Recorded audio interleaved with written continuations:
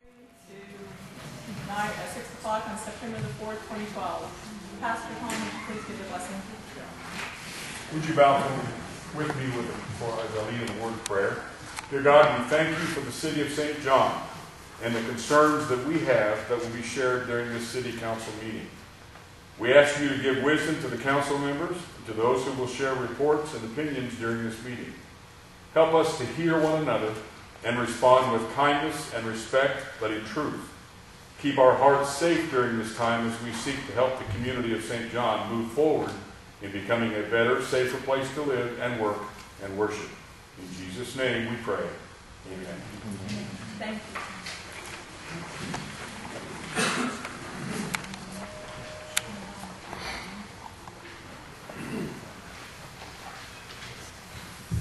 Okay, at this time, I would like to show a PowerPoint on what we have been doing over the last few years. We showed this at the last public meeting that we had. Some of you folks were not here, and you can just read along as we go. So council will go down and sit in the chair, and we'll start.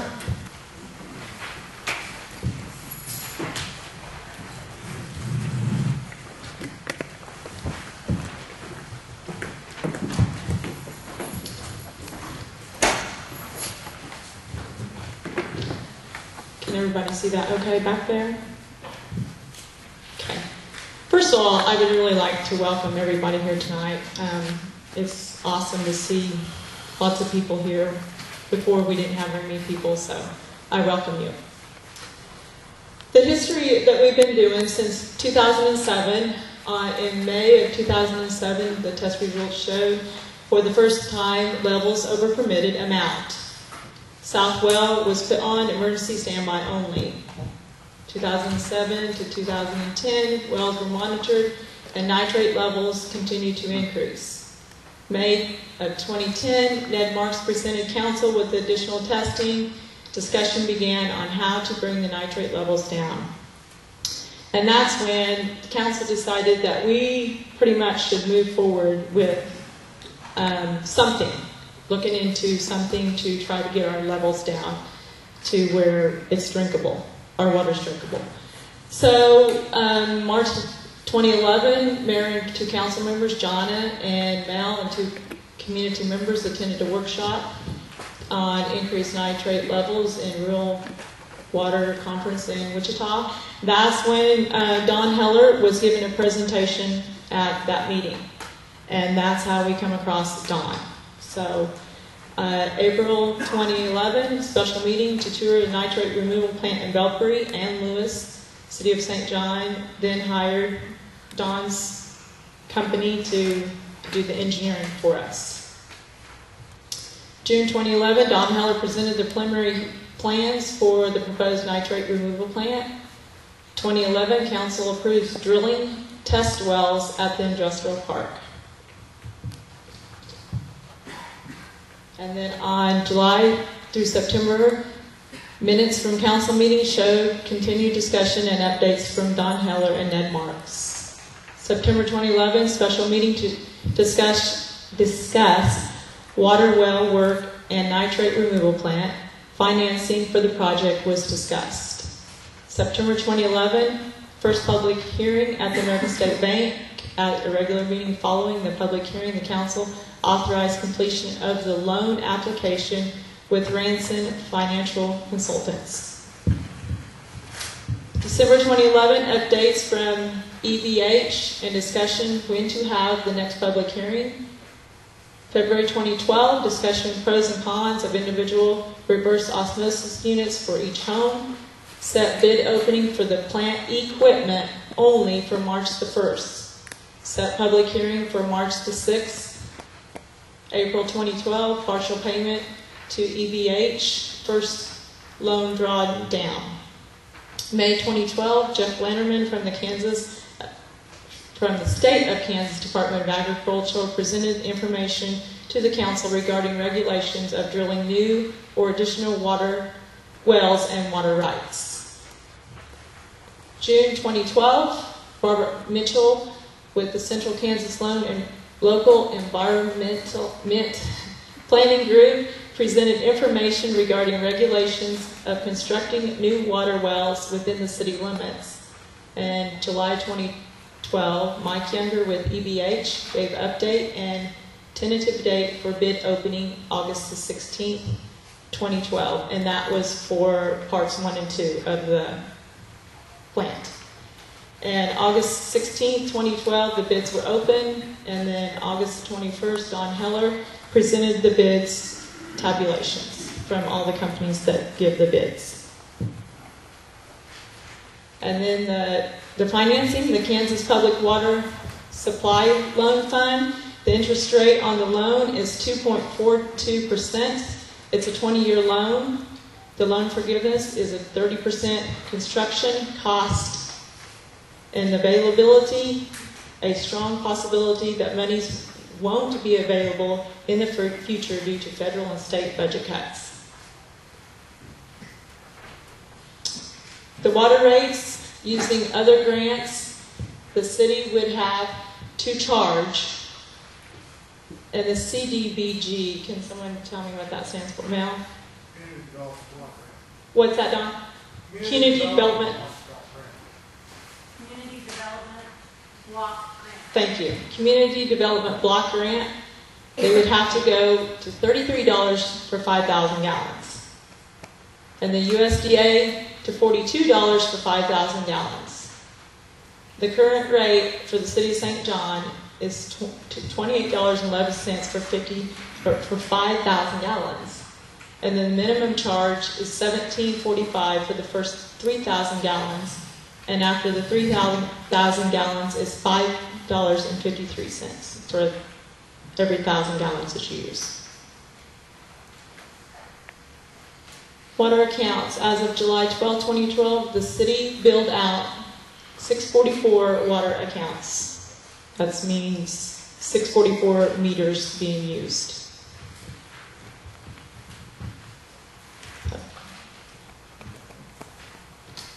Dr.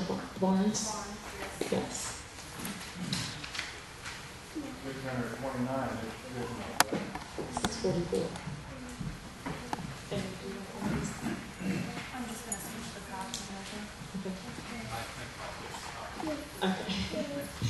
I would like to introduce to you Dr. Barnes, and he is a professor from K-State University.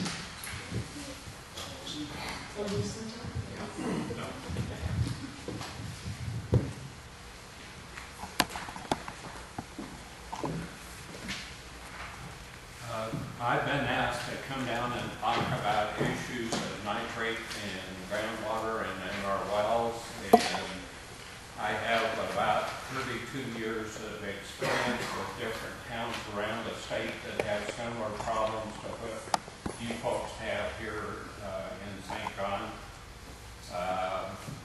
We've had a bunch of different situations. I can describe some of the situations. Some of the situations we were able to figure out where the nitrates were coming from.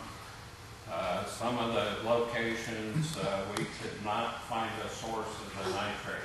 So there are tests that can be made, and on certain locations we've made those tests.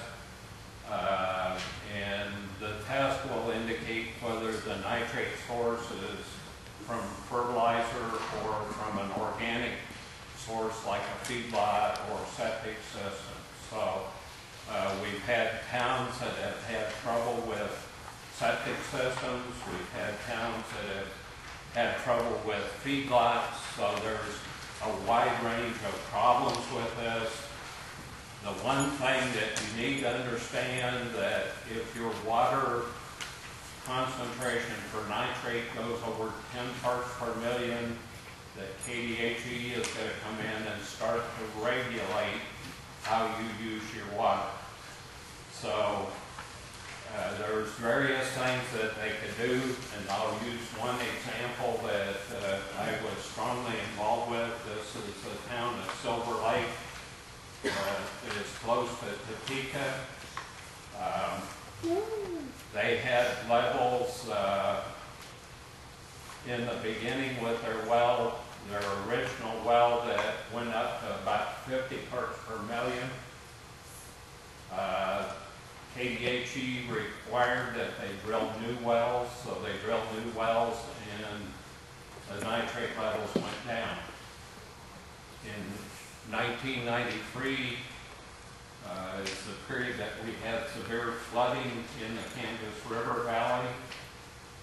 What we found to happen is that as the river went up and stayed up, it pushed the nitrate plume that was coming out of the city. It pushed it right into their new city wells, and their concentrations went over 100 parts per million. At that point, KDHE required that they buy bottled water for the people in the city, and especially the older people and the people with young children. So that's the two main areas that there is real concern with KDHE. So whether you treat the water or whether you look for a new source of water through drilling new wells, or whether you buy bottled water, each of these have an associated cost. So Silver Lake decided to buy bottled water. When we got to really looking at it, what we found out is the nitrates that were in their city wells were organic in their origin. So we looked, are there feedlots? There were no feedlots around.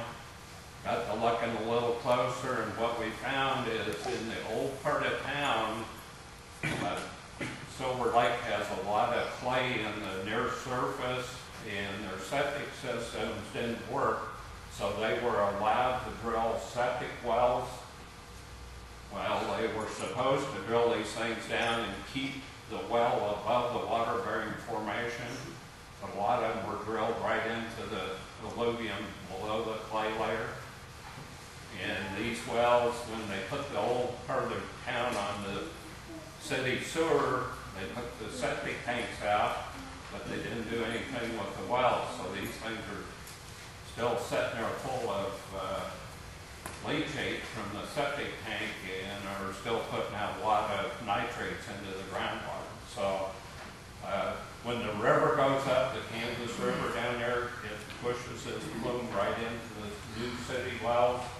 When the river level goes down, it goes back out and the nitrate level goes down. So what Silver Lake decided to do, anytime the nitrate level went up, they buy bottled water. So you got a choice, what do you want to pay for? Let me kind of go through this. Just a real quick picture. This kind of shows an area through Kansas here. The red area is an area where the water table is relatively high. The soil that's above the water table is relatively permeable and allows any contaminant like nitrates, and nitrates move with the water. They'll move rapidly into the groundwater. So your area here, your water table is somewhere around 20 feet, relatively close to the surface. So if we apply fertilizer or manure, anything that has nitrogen in it that can break down into nitrates, and you get a lot of moisture or irrigation, it will move that nitrate right into your groundwater. So this is an area, you get out around Dodge City, Garden City, same sort of thing. The near surface water there is easily contaminated with nitrates. So you get into the eastern part of the state, there's no groundwater. You can see it's brown there. There's one little red area that goes out through there. That's the Kansas River, and it's all alluvium. The wells there are about 100 foot deep, but the water table again is just like yours, 20 feet. So anytime they have any sort of nitrogen movement in the soil, it'll move right into the groundwater. There's two conditions that EPA is concerned about. The first one is the main one. Blue baby syndrome is a condition with young babies that if they ingest water that is high in nitrates, the nitrates will replace the oxygen in the blood and they actually will not take in oxygen, so they turn blue. The interesting thing about this, since 1945, we've only had 2,000 cases of this, both in Europe and in the United States. So the level that EPA has set for nitrates is low, and it's low to protect basically the baby or the young population. The second one that we've really looked at, a number of people have looked at this, and there was early thought given to the fact that nitrates cause stomach and gastrointestinal cancer. This has not been shown to be the case. They tested it over and over again, and there's no indication that nitrates actually cause this form of cancer. So the first one is our main concern, and this is the reason EPA has set the level at 10. So it's basically there to protect our young children. Sources of nitrates, most of you are aware of this. Farmers fertilizing their fields, if we put on anhydrous ammonia, it goes through a process. Bacteria and the organisms in the soil break the anhydrous down into nitrates. The nitrates is what our plants take up, so the corn or soybeans or alfalfa, whatever crop that you're growing out here, it needs that nitrate to grow the crop. If you get too much fertilizer or too much manure on the field, or you have a feedlot that is stockpiling manure, then that is an excess of what our plants need, and that's when we get the leaching that moves the nitrate into our groundwater. So another potential source that would be here locally in the town is when you fertilize your lawn. A lot of times, and I'm a bad one for this, I like to have a nice green lawn, and I put a lot of fertilizer on it, probably way more than what it needs, and it does stay green, but that adds to the potential then of that nitrate leaching into the groundwater. So we have to be careful in town. Another potential source, and we have to really watch real close with our co-ops and our fertilizer companies. A lot of times they'll bring their equipment in. It may have a little bit of fertilizer left in the machine that they've been fertilizing a field, and they'll put water in it and then just spray it out along a railroad or something like that. We found a number of locations where not only did they spray out fertilizer, but they sprayed out pesticides, so these all move with the water into the groundwater. So we have to be careful with that. Again, our animal industry, we have to be careful with the amount of manure that we apply. We have real good guidelines at Kansas State University on manure application to fields. Occasionally, it's cost a lot of money to haul manure to distant fields, so a farmer a lot of times will apply it to the same field year after year, and we're trying to get them to move that application around. If they put on the amount that the crop needs, typically that increases the amount of acres that you need to apply it to, and then adds to the cost of application. So, but again, it's something that we really need to be careful with our farmers and how they apply their manure.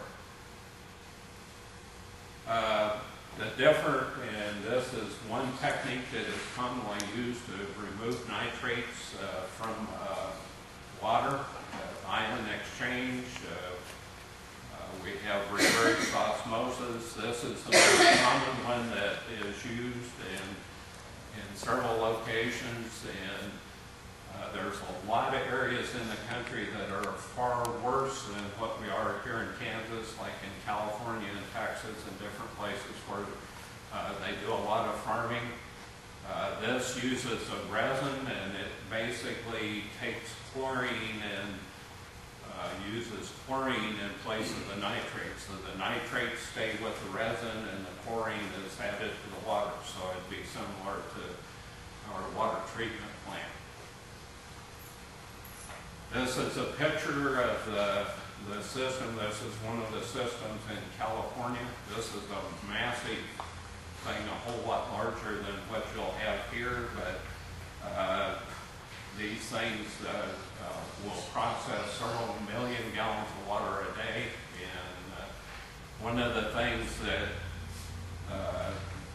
happens in these, as they treat, the resins build up with the nitrates, and you've got to either recharge the resin or put new resin in there. So there is an additional cost to the process of running these things.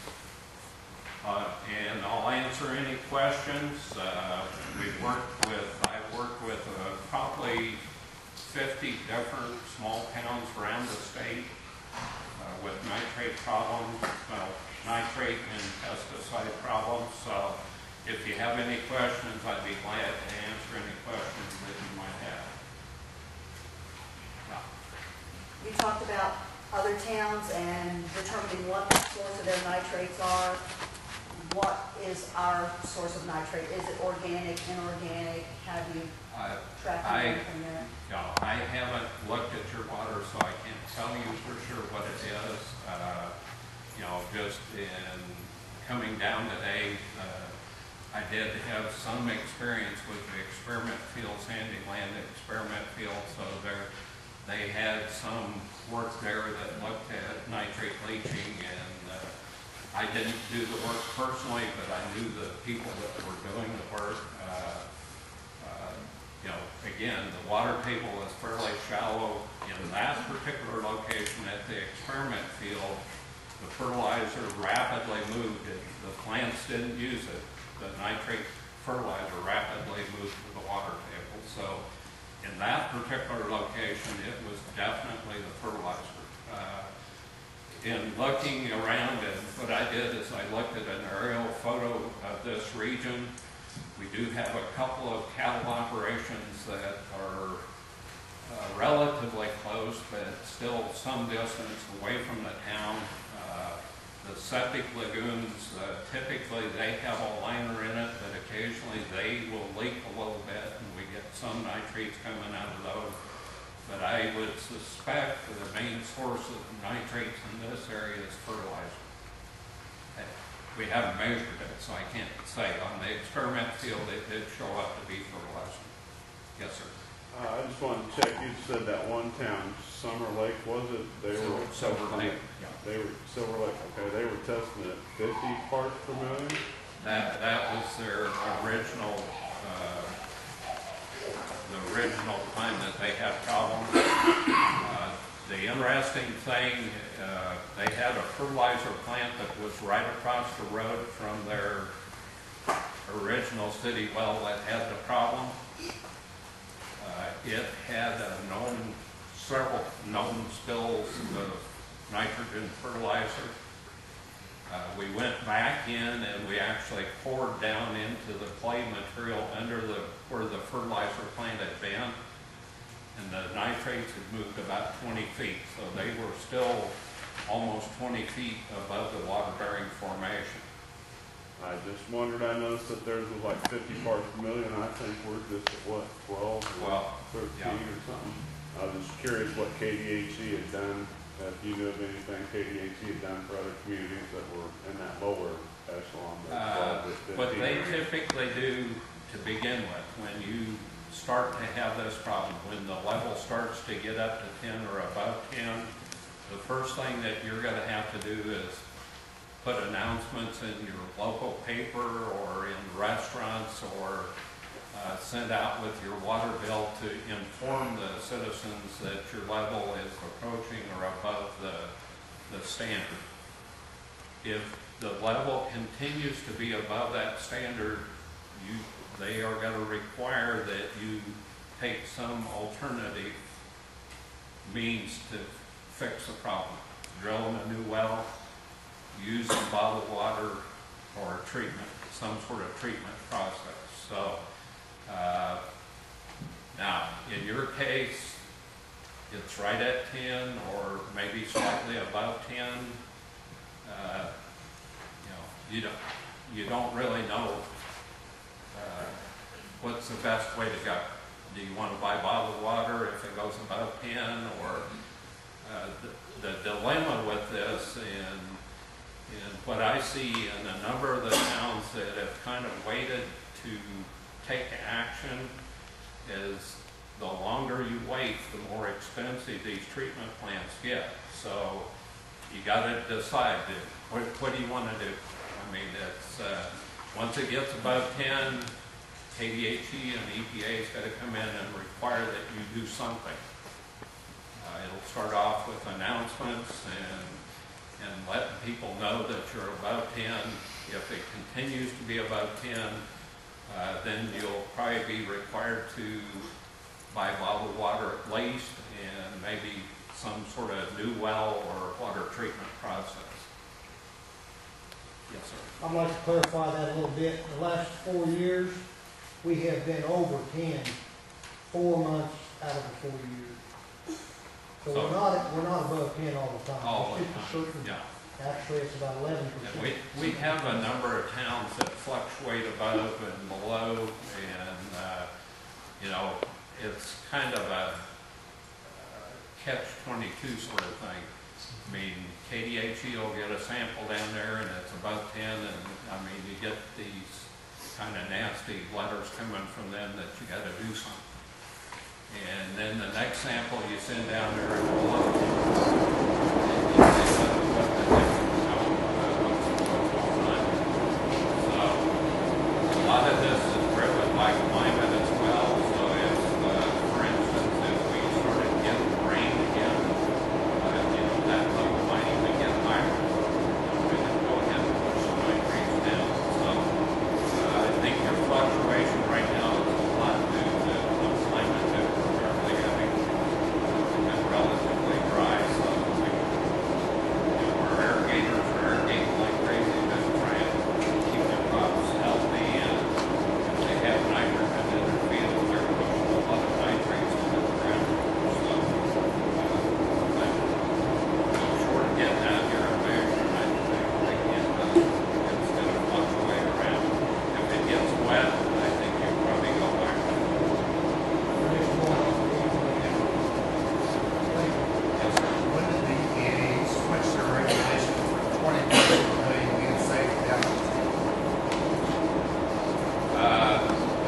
There's actually two parts to this. One is actually the nitrogen that's in it, and nitrate is actually, free. So there's, if you look at it, they're wanting it to be 10. If they look at just the nitrogen part of it, then that level can be as high as 20. So you got to balance that. You got to figure out the ratio of nitrogen in the nitrates and figure out how much that is, and it can go up as high as 20. So you're saying the regulations that we have now have been that way for a long time then? The 10 parts have been in several years.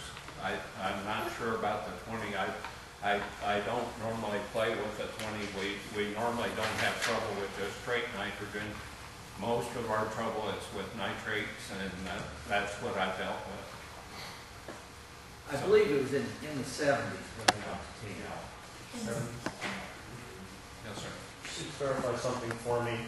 You said that if right now our nitrate levels are fluctuating because of the conditions, the weather, so forth.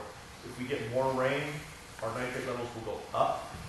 I think they probably will, and what is going on is if we have, say, I don't know what the source is, but say there's a source there, and say like manure, if you don't have rain, it's not gonna push that nitrate on down.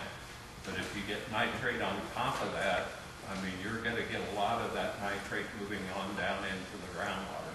Same with fertilizer. If you fertilize your lawn, if you sprinkle it and you don't get additional rain, then most of it will stay right in the root zone of your grass and you get green grass. If you sprinkle your lawn and then you get a big rain right on top of it, a lot of it's gonna go on down and you'll lose. And also, you use stomach and gastronomical cancer, and you said that there was no correlation. Is there any other cancers, forms of cancers? That Today, we haven't really shown any other forms. I mean, they have other sources that they believe are actually causing the other forms of cancer other than nitrates. You know, early on in the concern about nitrates, it was mainly a stomach sort of thing that they felt like that was causing cancer in the stomachs, and we really don't have any evidence to show that. Do you know the ages of the people that they were using as test subjects for study? Well, most of the cases are in older people, and that's why there's two ranges of people that they want to get bottled water to. If you go over this standard, the older people, that's because of the stomach, and the younger people because of the blood. Okay. So that's the reason for that. Thank you. I lived in a younger town in western Kansas, and in this town, the water was undrinkable water, people, and the pets. Are we in danger back here? Pets. Small I pets. no, we haven't really. I'll tell a little story here in that the nitrates I don't think are going to cause much of a problem unless the level gets extremely high, and we see this mainly in our feed for cattle and stuff like that. So like a dry year like this year, a lot of the farmers went out and they put a lot of fertilizer on their corn. Well, the corn's burning up, so they cut it for silage and threw it in the pit. Well, that stuff is pretty high in nitrates, and if they don't mix something with that silage that they're feeding to their cattle, they're gonna have sick cows. Now, dogs and cats, the only problem that I've seen that I'm dealing with is this blue-green algae in our lakes. And when you see a sign out on the lake that says it has blue-green algae, do not let your pets get out there. Don't even get in the water. Don't. I know in this town, I do have a small animal, and she definitely did have signs of Sickness. this. Yeah. Yeah, we had a number of animals this year that died in, well, I'm working with Marion Reservoir near Marion, Kansas, and we didn't get our signs up early enough, and a number of people took their dogs, and mainly dogs, and they take them out and they go swimming in the lake, and by evening they were normally gone. So, Well, this is very, just, she's very just toxic. drinking only Yeah. tap water. This year, and this is the first year that I know that we've had trouble with cattle. I mean, cattle in this, it's actually a bacteria that's causing a problem. But we do have trouble with cattle and pigs and sheep with the nitrates in our feed, so we have to be careful with that. Another question back here. Yeah. I was wondering approximately how much it costs per animal, like silver. How much per family per month to provide free water? That was a real debate, and we had meetings just like you guys are having here, and they had talked about putting in a treatment system.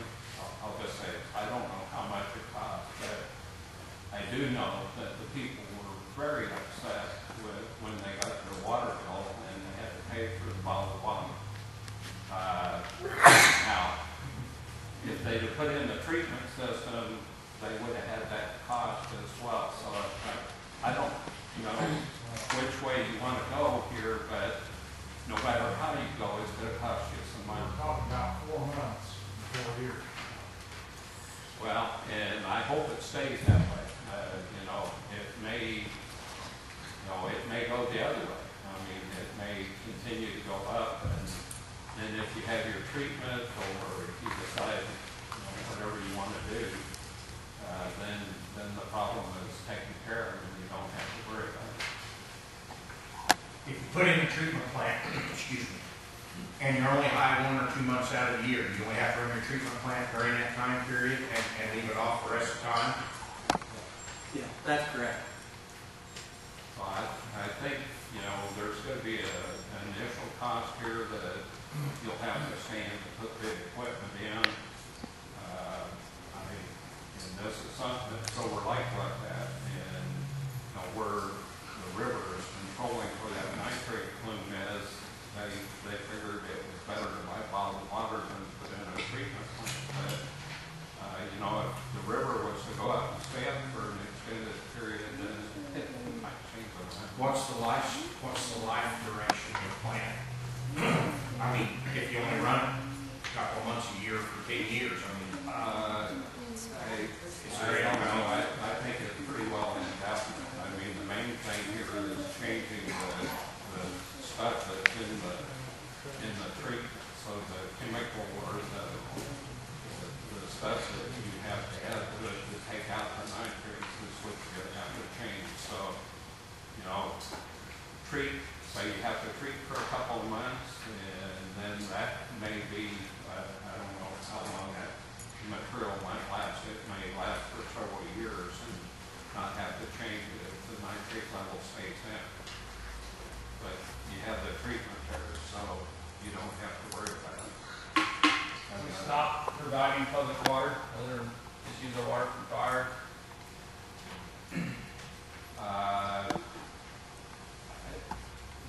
I'm not sure that's an option that people have really thought about. Sewer don't have a water tower, Reagan don't have a water tower, everybody's got well. This would require that you drill a well and pump your own water, and some people decide to do that. Most of the towns, like Silver Lake, they went ahead and put in their water tower and furnished their water, and the people wanted that. I mean, they did. There was no question. To deal with the people want. Yeah. So, one of the problems that they had, and I don't think you have here, they also had iron in their water. And what iron does is there's a bacteria that'll eat iron, and then your water gets a real bad taste and odor problem to it. So, with the wells that they currently have, they're outside of this iron area that they have in their water there that's underneath the city. So it's a little different situation than you have.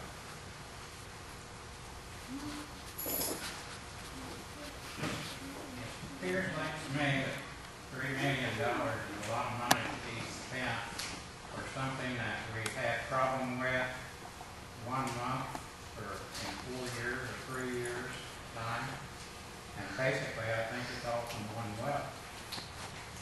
And it doesn't figure out to me that 644 people can pay that $3 million ticket. And that is a lot of money. I will agree with that. Yeah. The thing that you get though with that treatment plant is you don't have to ever worry about it again. I mean, if this comes along and say, okay, it never happens again, okay, you spent $3 million and maybe a waste, but if it goes above 10, and KDHE is down here yelling at you all the time that you need to do something about your water, I would hope not, but we can't guarantee that. Can't guarantee it. We even have the option to furnish bottled water for a period of time. Which to me would be feasible, and try to drill a new well somewhere else and make correct. I think, and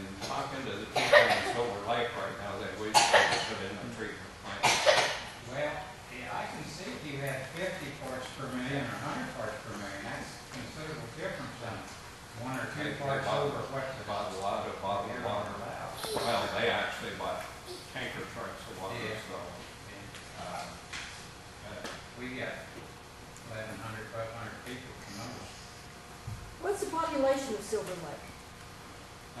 They're growing right now. I think they're probably 3,500 people live there. Or 1,200 and we're down to that. Well, yeah, I'll say something here. I think if new people are coming to this town and they see a sign out here that says there's nitrates in the water, they're not going to stop. I've been here for 25 years and they don't stop. They might. I mean, you really got to get a program going here and really promote your town and the good water that you have. And I think if you do that, people will come. This might be a good point to I interject. think This is the first time in over 20 years that we've had increasing enrollment in all 3 school districts in this county. The first show. We're putting some deliberate effort into it, and we're beginning to see some results. The official count won't come until September 20th, but the indicators are preliminarily speaking that we are having an uptick. I'll give another example. I live in Wamego, and its population is quite a bit larger than yours. And I've been on an advisory group to advise the economic development people there to how to grow the town. And they build a new grade school, they build onto their high school in anticipation of that growth. This year we have so many students, we have to hire new teachers and we're going to have to build a bigger building. I mean, these things will grow. You just got to put the effort into it, but you need clean water. That's the important thing, that you need that clean water. And if you don't have that, the people will shy. Yes, that's true, but if you have really expensive water, you're gonna shy away too. So I think you have to balance it out. I buy rural water, and I'm outside of Wamego way. My bill's quite a bit higher than what yours is. So I know it's going up. I realize this is going up over what you had, but I mean, you got cheap water. I mean, our water bill is twice that. So I don't know. If the problem here comes from basically one well, what is the area around that well that will impact its water quality? And can we provide incentives to those operators to change the land use or change their practices to protect that area and improve that water quality in that well? That is an alternative that you can look at. I mean, so far, I haven't heard that as a part of the discussion, but How large of an area would affect that water quality though? Normally, a well's radius of influence is about 900 feet, so it's not a lot of distance. But the groundwater itself will move, over several miles. I mean, there's a gradient that's moving the water. So, like if there's a plume of nitrates, and you know where it is, don't drill a well. Don't drill it.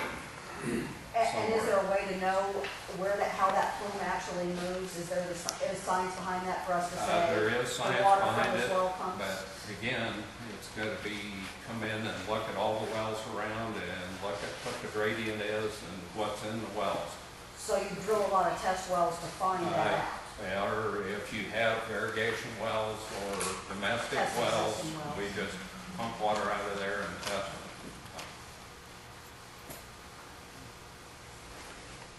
How many cities in the state of Kansas are affected by this issue? Right now, there's probably around 30 that I know of that have intermittent problems with nitrates. Most of them are, I'll say this, older towns. I mean, they've had an older and they're growing, so they're getting a new population that are coming in, but it's typically something that's related to the old part of town, whether it's septic or whether there's a fertilizer plant that's been there, or, there's a lot of things that play into this. But typically it's the older towns that have the most problem.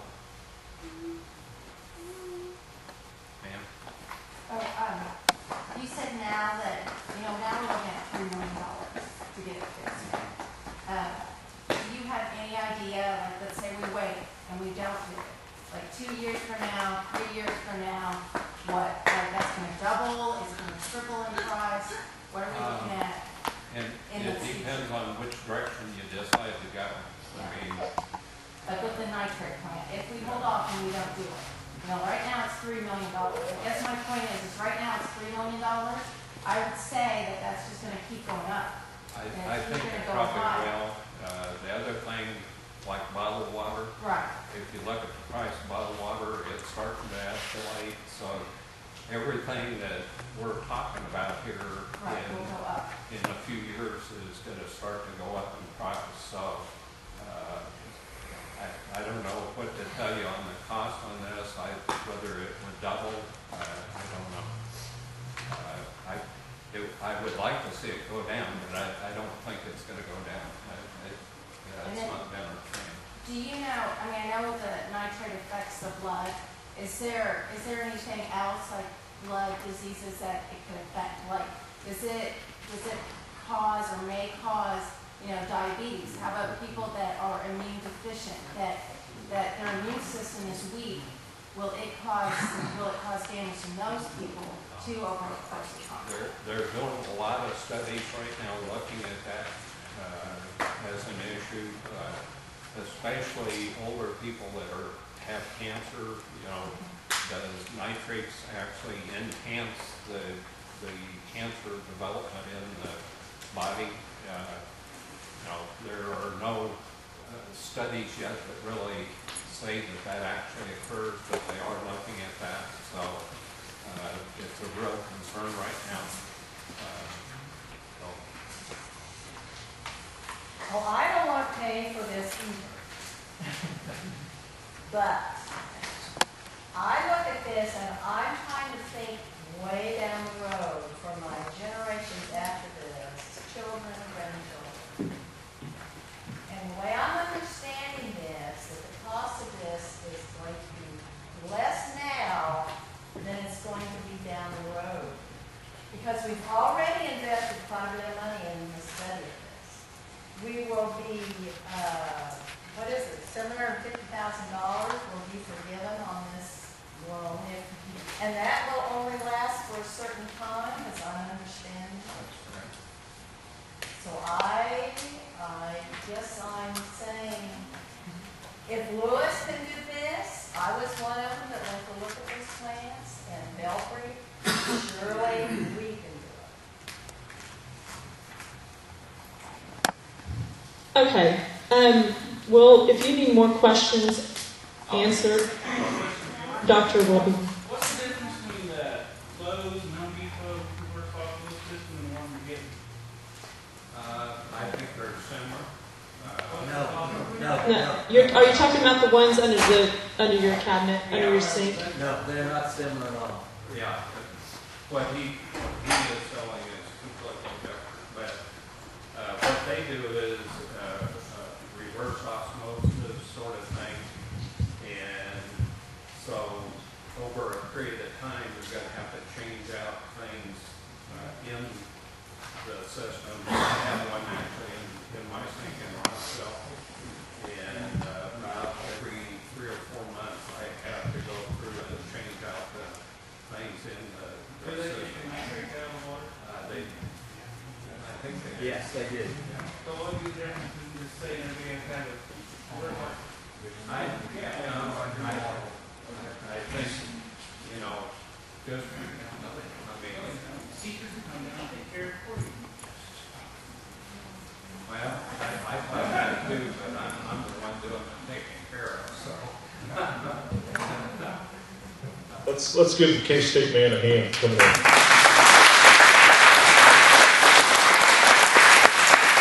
Devin, I have a question that really would apply to Dr. Clark.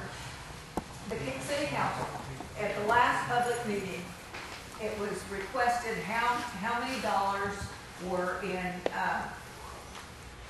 set-aside funds or emergency funds, which is about $3 million. But how much of that can be used to pay down on this project? You guys didn't know. Did you ever do any discussion and answer that question at a later meeting? We did ask that. I don't know if John brought this figure. Joe came in and I gave her the figures then, so. Yeah, I don't have it on the top of my head right now. But we will get to that further on with Dawn, and we'll answer that tonight. But I've been on the council the longest, over 7 years. We're not going to quit farming if that's where the problem is. We're not going to quit raising cattle if that's where the problem is. And I just like a Cadillac system that there's no way that we can't treat the water if we have to. But I'm not against a show of hands this evening to let the 5 council members know, do you want to go ahead with the Cadillac system and put it in, and you know you can treat the water, and you know where you're at? Or would you like to take a shot in the dark and drill some new wells? And we have evidence that, we have studies, and we have test wells. That's a possibility. And I'm not going to lecture you. I'd just like to show of hands. Everybody that's for the Cadillac. I have a quick question first. No questions. Not yet. Why don't you let Don do it? Yeah, we're going to have Don do a presentation. He's next after me. Right? Let's just do a show of hands. This is my turn to speak. For the Cadillac. Well, Kevin, now when you say Cadillac, you're talking about the $3 million denitrification plant.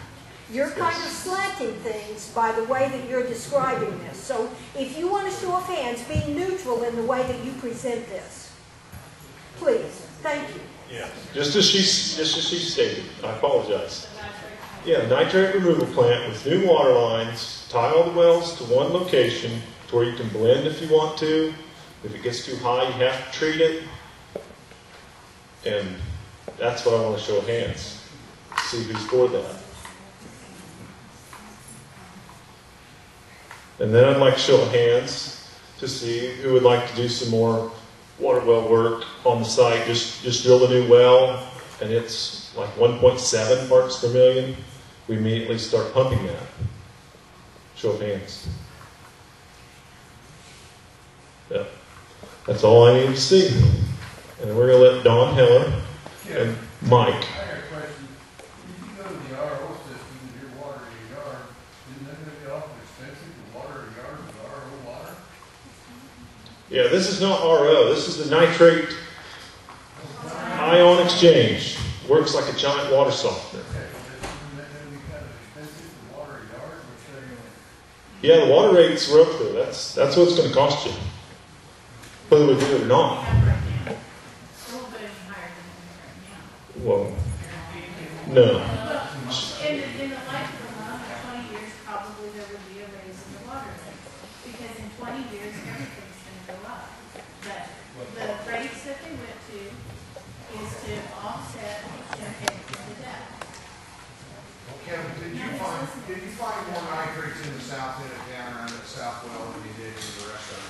Is that where your highest amount? You bet. It's been padlocked Okay, since I want to throw something out here. 2008. Most of you people don't know me probably.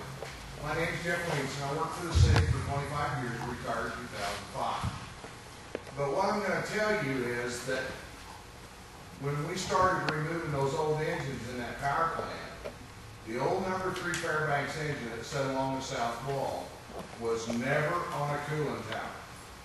How much jacket water treatment was dumped into it over the years, I have no clue. But I will tell you that the water came right straight out of the well. It went right straight back into disposal in the old well house that sat south of the plant. And people that lived fairly close to that water well got warm water in their taps when that well was running. So that's why I asked, because if you can go to the other parts of town and drill wells that are way lower in nitrates, that was my question. Yes, we went and did test wells deeper and found some good water. And it's not possible to pump it right in the system. So, but we need to let Don go over anything he has. And then it'll be... I just wondered if it was saturation or not. Yeah, I'm not a water engineer. I can't tell you that. No, it's been off since 2007. And the west well, yeah, it borders 10 and 11, 10 and 11. And the Kanoki well, number 5, it bordered over 11 once or twice. But the swimming pool well has not. But it doesn't get used as frequently. Do you have a presentation for the board? You want the microphone? I talk with my name. I'm Don Miller, PBH Engineers. I was hired by the city to help them with their nitrate removal problem, see what to do. And that's what I have tried to do. We looked at drilling other wells. They sampled other wells around. Really did not find any well close to the city. As I recall, this was done before I came on board. Not find any other wells that were low enough in nitrates that you wanted to use. I'll talk about Belpre. About 16, 17 years ago, Belpre had one of their wells go over the limit on nitrates. They drilled a new well. They moved about 3/8 of a mile west of town and drilled a new well. It was great. In 10 years, that well was over the limit of nitrates so much that they quit using it. They funded it with rural development, which had a 40-year payout. In other words, they had 30 years left to pay on a well that they could not use. When I first got involved with Belpre, we looked at drilling new wells around the town, and we found the same thing. Nitrates were high, and we couldn't guarantee that any well drilled would be good for another 10 years. They didn't want to be having 2 wells that they couldn't use and still paying for. So the decision was made to put in a treatment plant. We talked about that here. We've had many meetings. Yes, sir. How much did that treatment plant cost? Oh, I'm going to say 500,000. About. It is. How big is it? It's it's a lot smaller than what you're. So that, like I said, we talked about all of this in the beginning. We talked about this so much. I forget what we talked about. The decision was made to go with a central treatment plant. Yes, we have found some good water out in your industrial park. What we found at the water we found at about 40 feet is like 15 or 16 parts on nitrates. The water we found at 100 feet was about 2 parts on nitrates. Ned Marks, the geologist from Stafford, we've talked about this.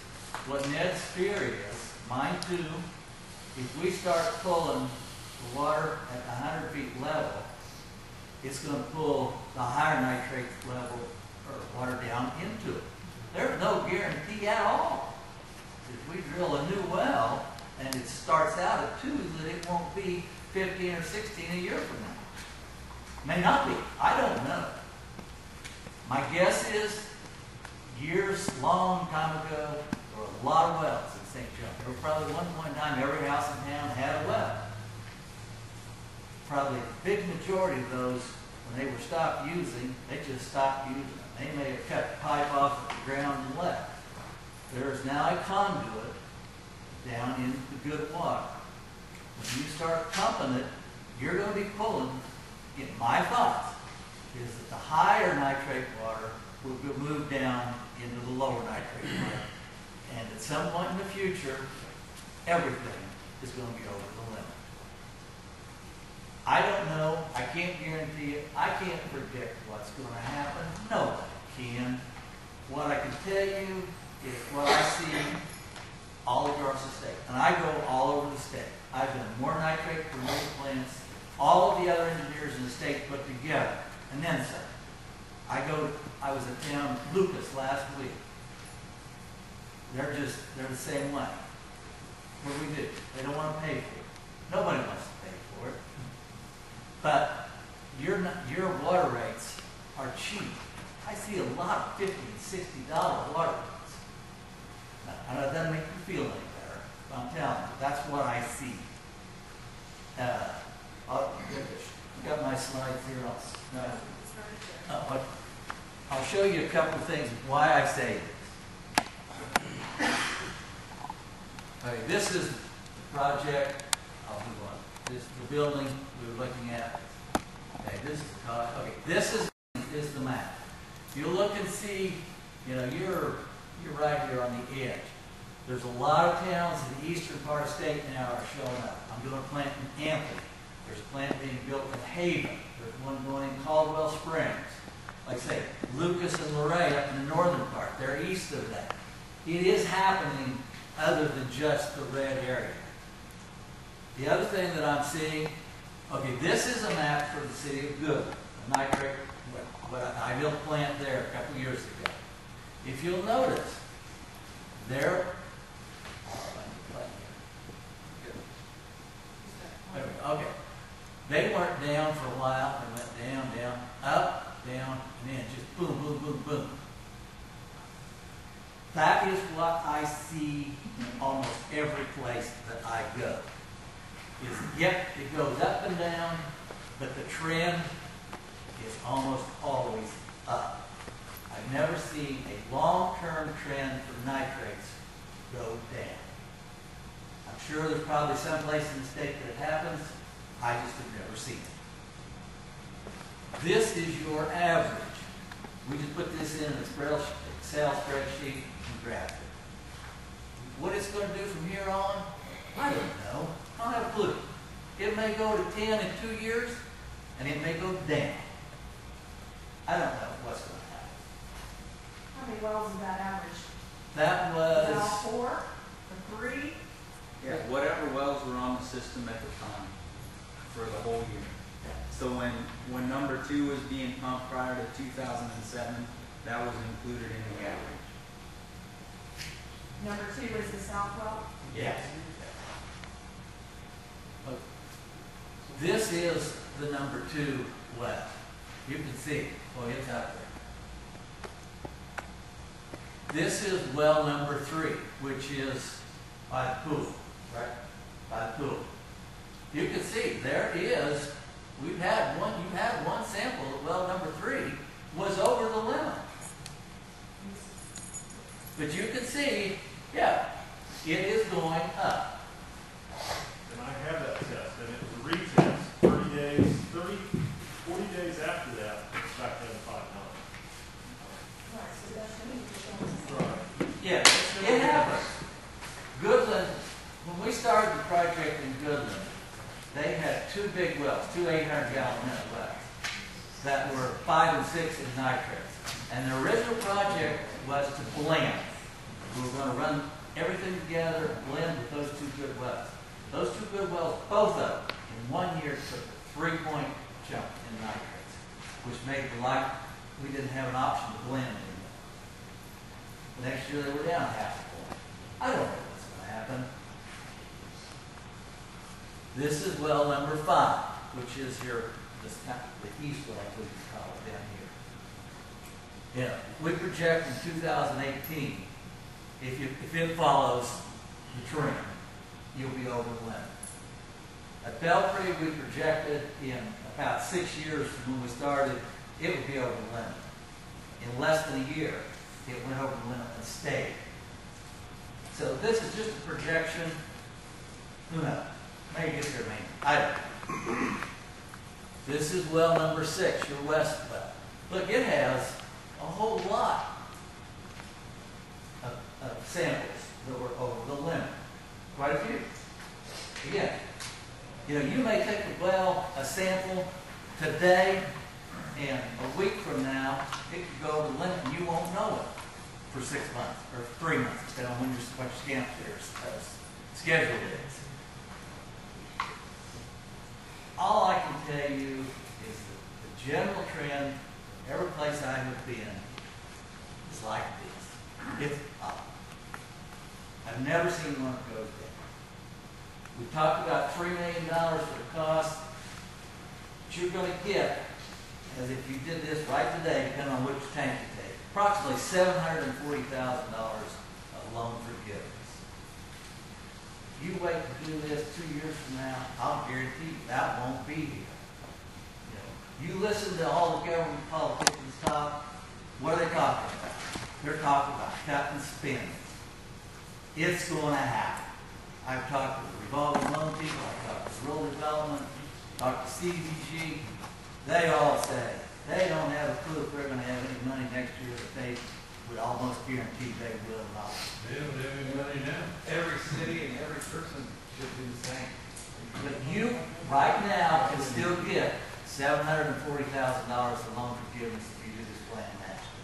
If you wait a couple of years, I don't know if you're gonna need it, in a couple of years, my guess is that it's gonna cost you close to double what it's gonna cost you now.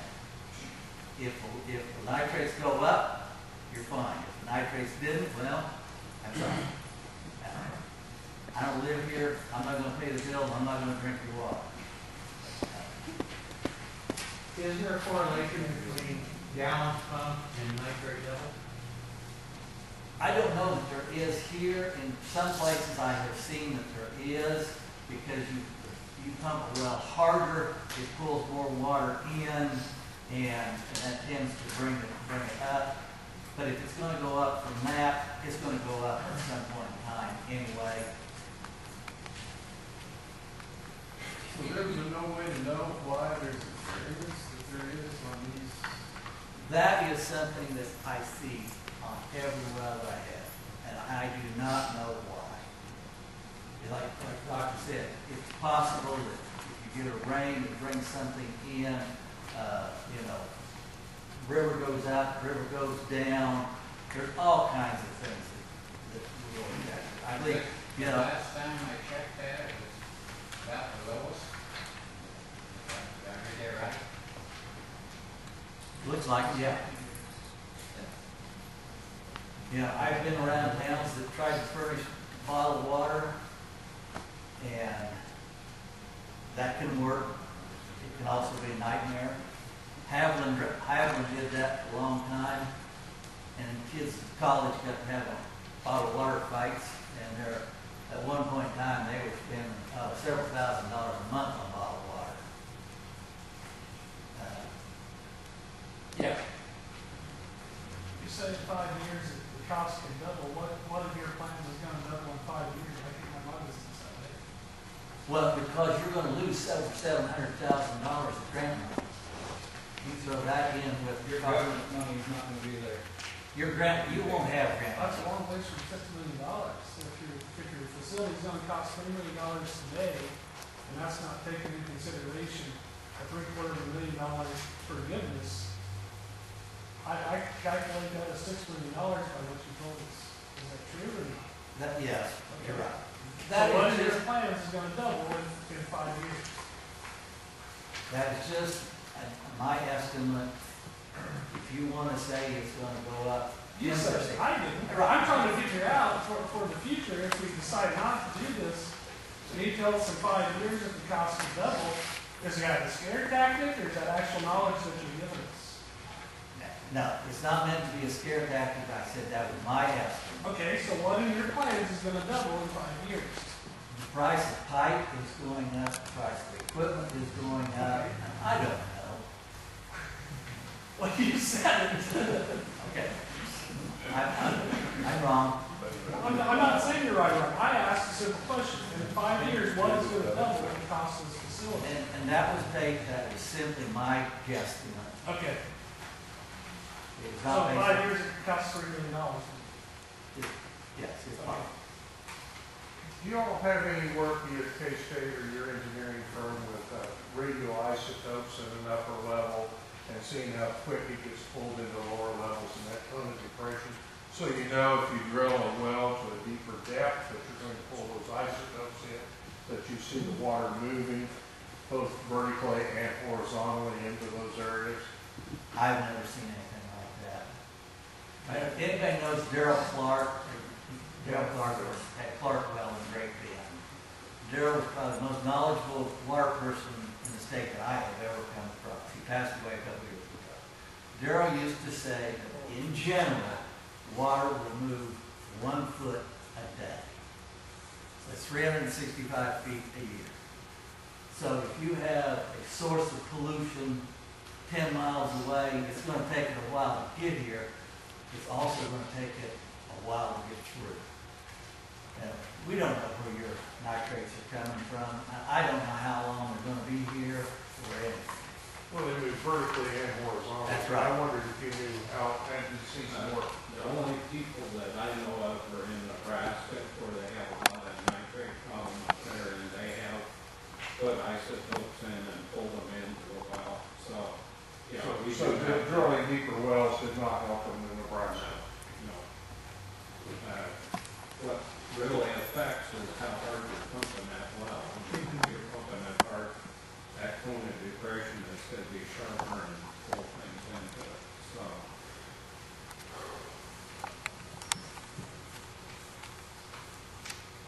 Any other questions? No. Did EPH do the rate study on this, or was it that Ransom group? Ransom did the rate study. Do you know if they took into account attrition, people not using the water because the rates get so high? People moving out. You lose 10 or 15% of your sales volume, and suddenly the rates won't cover the loan payment anymore. They did, but how much they did, I don't know.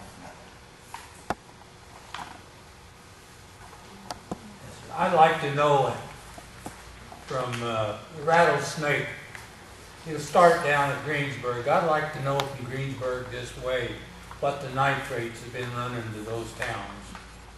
Because with the flow of water coming, and we're right in the flow, and we're not that far away from the creek on that west well. Greensburg is in the process of putting a plant in right now. Well, Take that. but the Rattlesnake starts right up there, and it takes 7 days for the water to get here. But I'd like to know what the towns in between are running for nitrates. We haven't gone out very far to check that river, or that creek, to see what the nitrates are. There are too many feedlots astraddle of the creek that the nitrates are there. And when the water gets up, it comes on down. And I'd like to know just what the other towns are running. If that's possible, just city office to check on Greensburg. Greensburg is in the 20s, is where their wells were tested. Greensburg? Yep.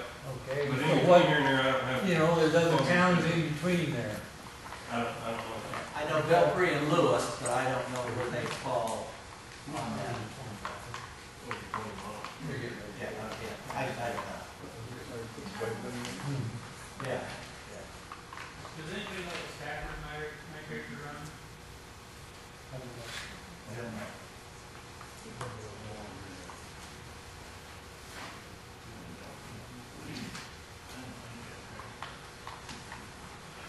Okay.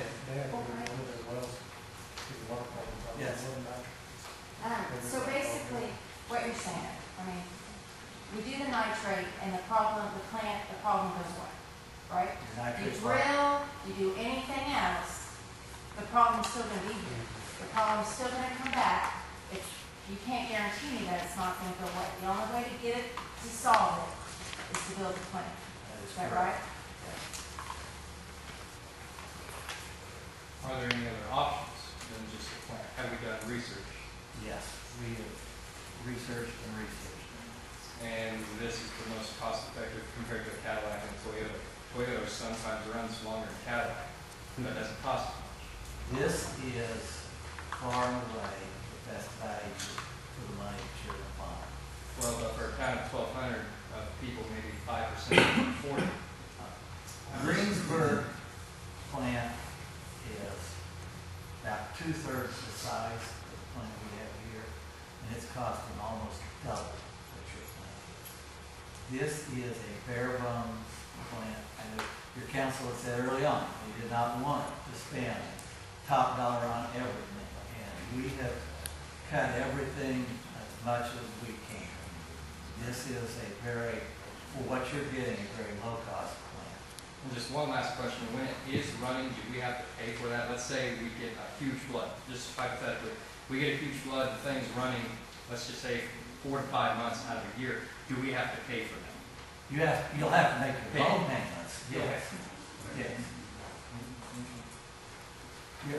Do you have an estimate on the cost to residences?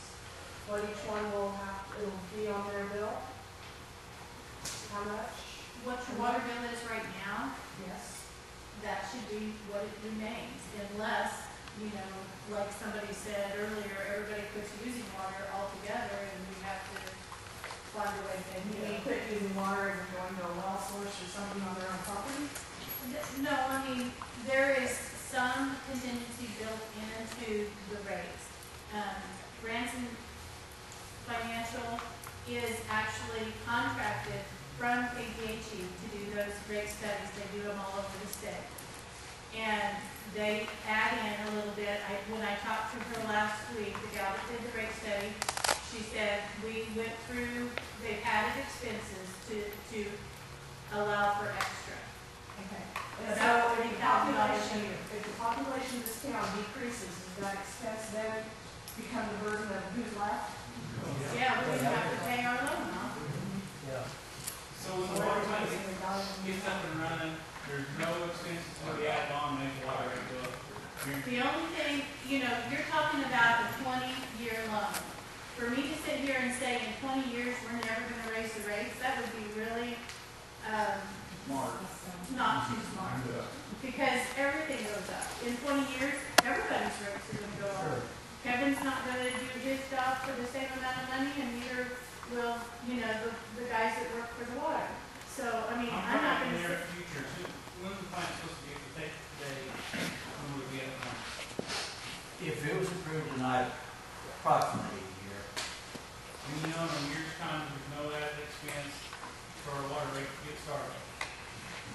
As far as I know. Yeah, as far But, as. you know, can I say, Manpower and all that. that's all been included in the rates as it is. Maintenance on all that. You've already been paying the water rates that we anticipate it will take, but that's just a calculation, and we all have to realize that some of that, there's variables that could change.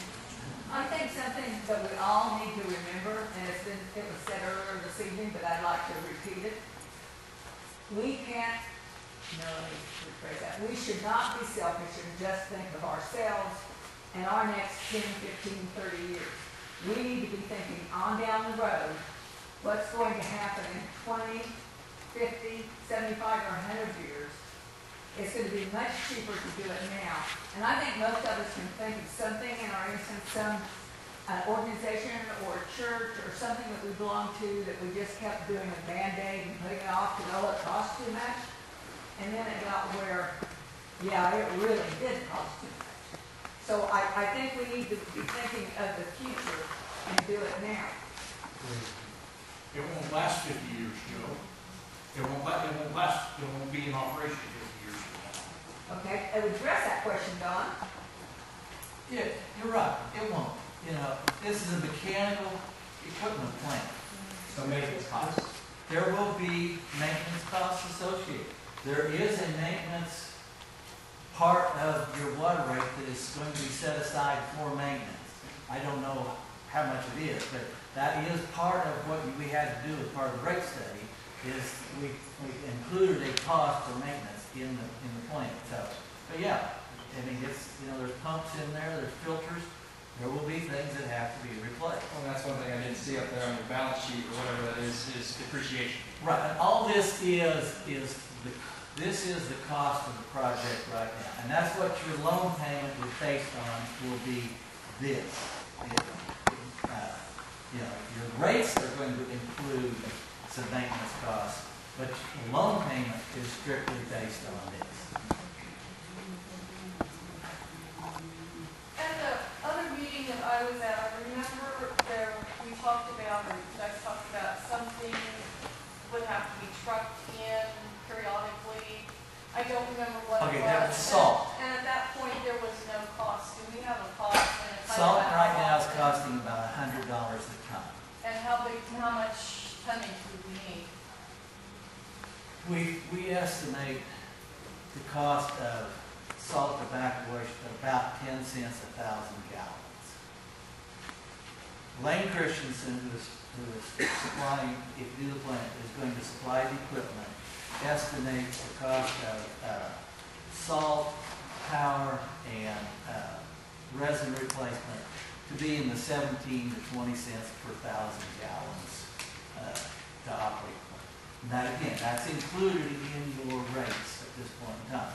And how often would that occur?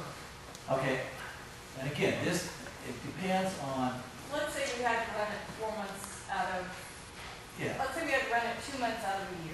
Right now, I'm kind of thinking it's gonna take a semi-load every 3 to 4 months. Now, Even if we don't use it? no, that depends on how much you're using. Yeah, if your levels stay down and you're bypassing 95% of it, then a semi will last you a long time. If your nitrates go up and you have to start treating more, then the cost of it, you're using more salt back. So, and that would already be figured in our city bill, that wouldn't be a cost that would be on top of and above what we're already No, going to that have. is already figured into your current bill. Yes, sir. Is it also figured in our price of water today, how much trouble you get into when you start making up 75-year-old lines and have to repair them, Yeah. streets?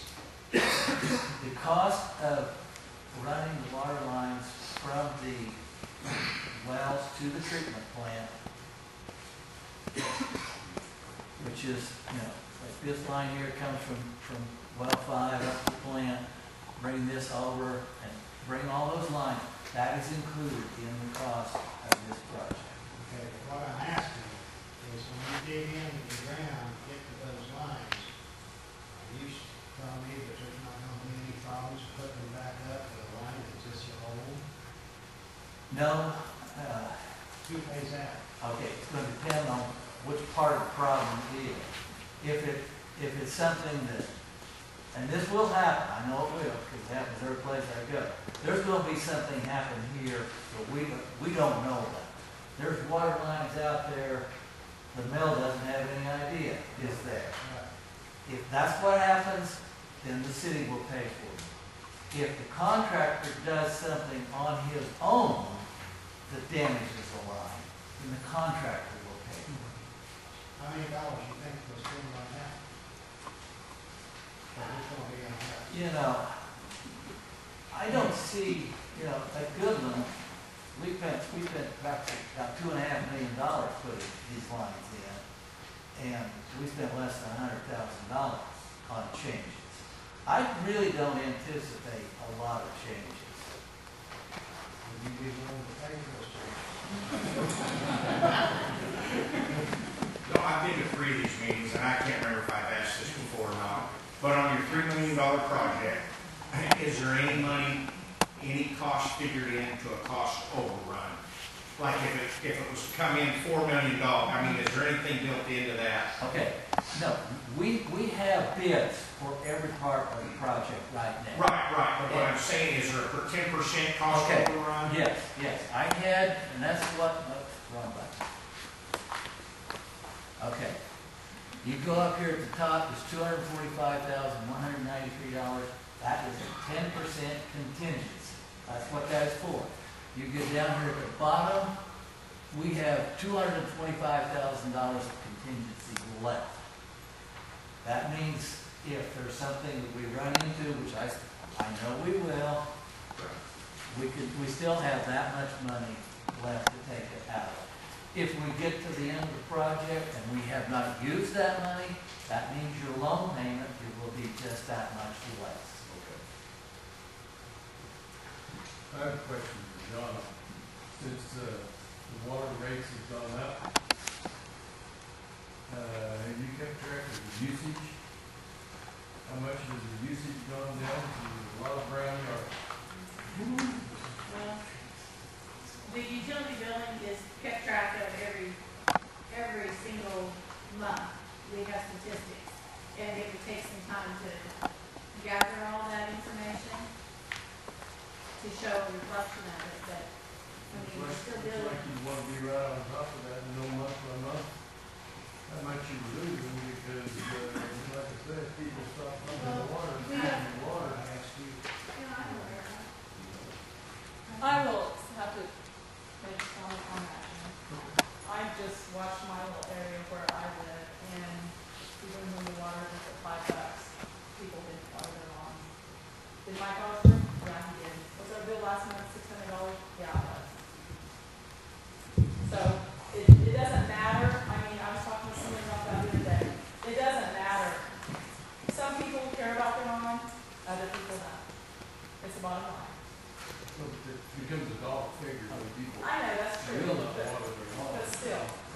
make a difference, because you've got to make that up someplace. Yeah, but I think if someone would care about their place, they're gonna continue to take care of it. The other thing is, if somebody decides to drill a well,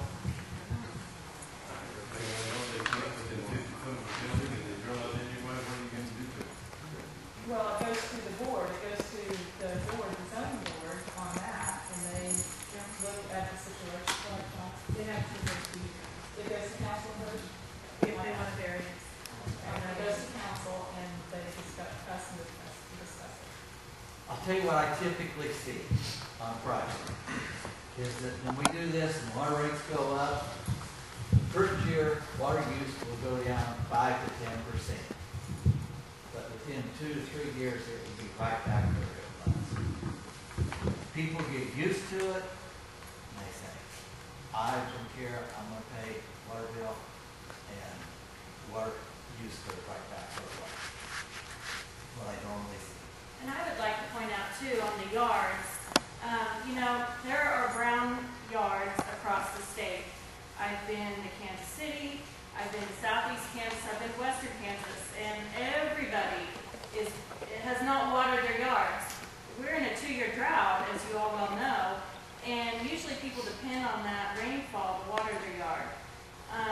So, when we're in a drought, and then you're choosing not to water your lawn more than you're normally used to, you're going to see yards that don't look as nice as we typically do when we're not in a drought. So I don't feel like the yards are an issue of our water rates increasing as much as it is My to the point drought. was, though, if people quit using water, the usage goes down, and the income to the city goes down, and there's gonna have to be some adjustment someplace. Your rates are either gonna have to go up again.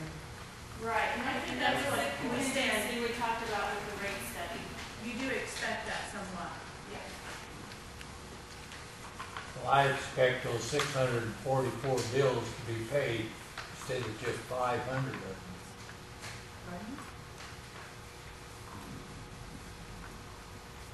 Because then it's going to reflect back on us. Can I address that?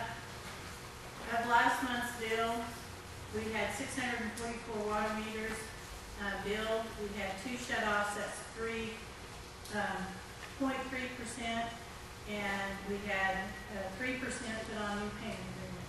People are paying their bills. Thank you. How many have installed water wells though? That I can tell you.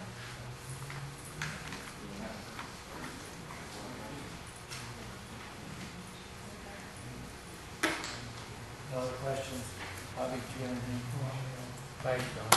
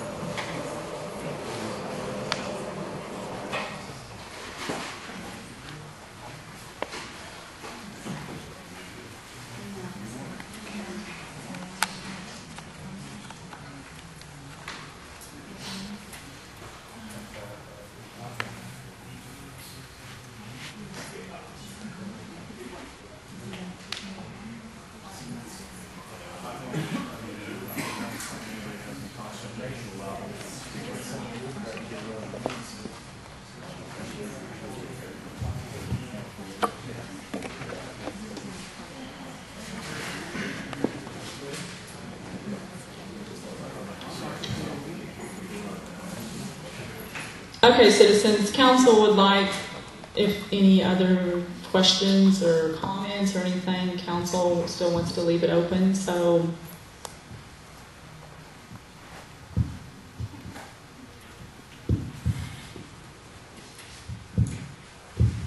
I kind of like Kevin's idea there a while ago. I'd like to see a show of hands for the Cadillac. Well, just a minute, I have a point of order.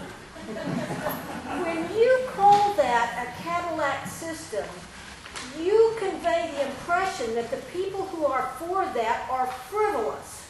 And that is not the case. If you want a show of hands, make it, present it in a neutral way and stop calling that a Cadillac system. Bob, ask if they want to spend $3 million or not. Nobody wants to spend $3 million. Ask if they want clean water. Do you want to spend $3 million and want clean water on an RO machine? Ion exchange. Or a ionic exchange machine? And all the plumbing?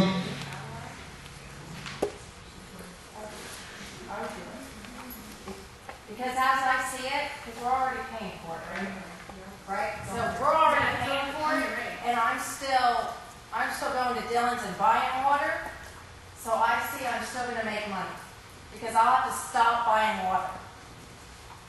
I'm already buying water for my family to drink it. How many of us are buying water? Hey, Yeah. I got a question about that. There's only about 3 bottled water good anyway, so you might be buying a lot of bottled water in the first place. Test it. But what I'm saying is that I'm still going to make money.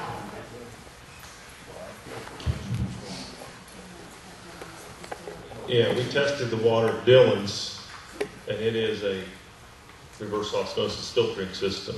So there is free water that way. I don't know if it's free. You bring your own jug. It's 40 cents for a refill. It's 89 cents for a gallon. But we tested it. Yeah, And that's it's clean. you bet. And it doesn't quit working. It either plugs up and you don't get any water, or it's working. You know, it's not a fail. It's not going to bypass it. It's just going to fill up. How much have we spent so far? Research and everything? It's over 200,000.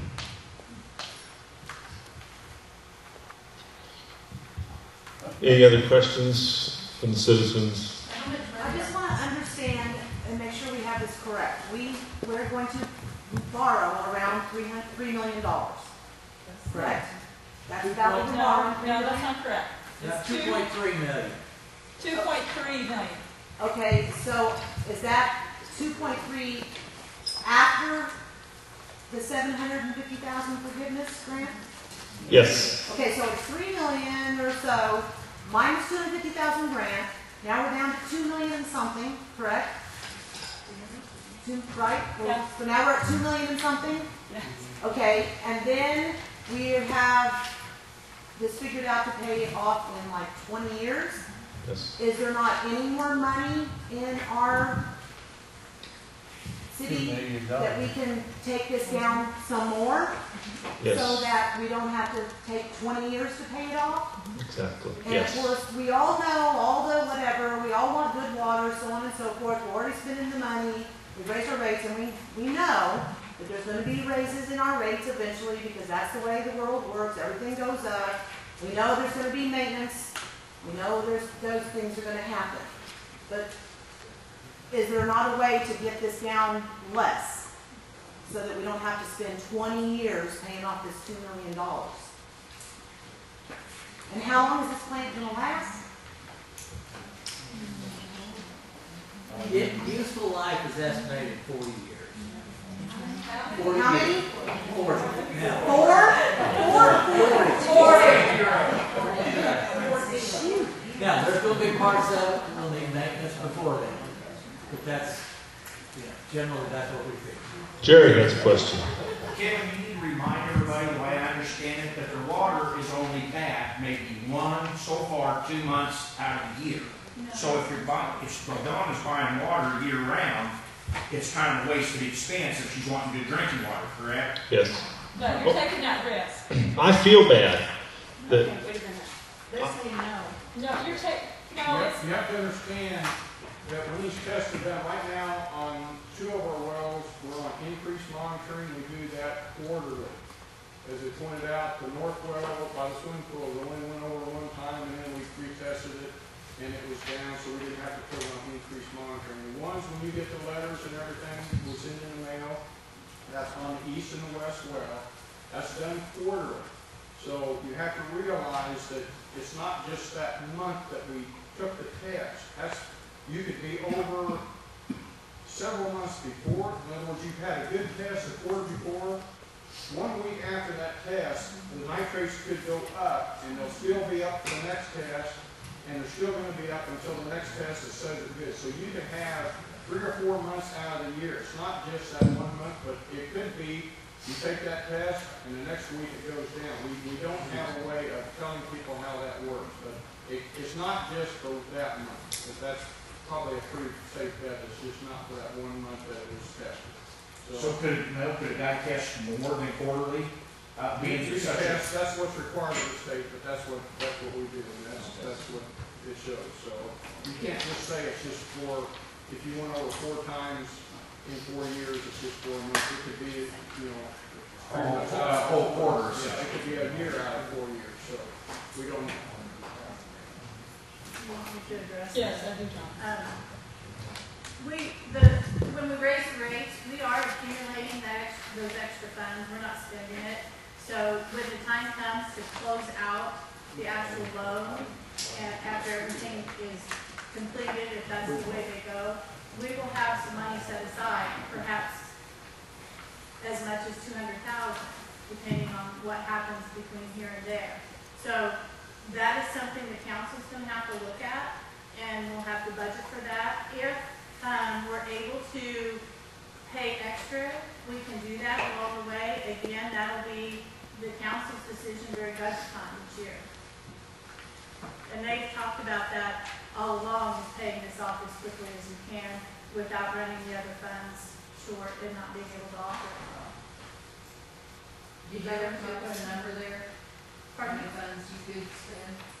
I'm saying that it could be as much as. No, what do we have in reserve right now? Additional money. What It's additional already there, money? not this we're collecting. What additional money do we have now? Right now, in our CIP fund, we have $153,000.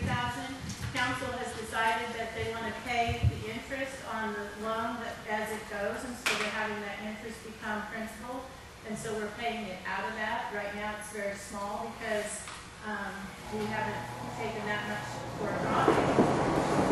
So I'm not sure. We should probably have that much at that time too. So right now, we probably have about $200,000. What we have in a year, we'll have to see.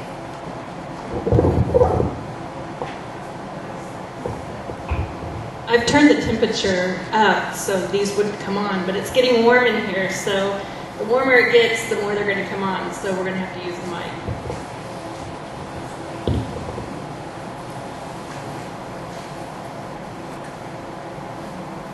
I just wanted to express my support.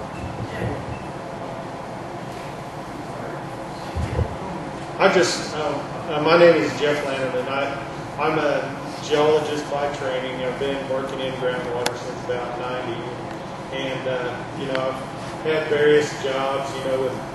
I've had various jobs with KDHE and Division of Water Resources and Groundwater Management District. Probably my most applicable job was with KDHE. I worked for the Livestock Waste Management Section. I tested groundwater all over the state, and some of this water glows in the dark.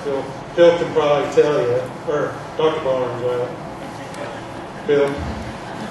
And anyway, I think that this is the best option for us. I'm talking as a citizen, not in an official capacity or anything. I don't think you can remediate your way or drill your way out of this problem, and I think it's going to get worse. So the time's right, the cost is right, let's do it.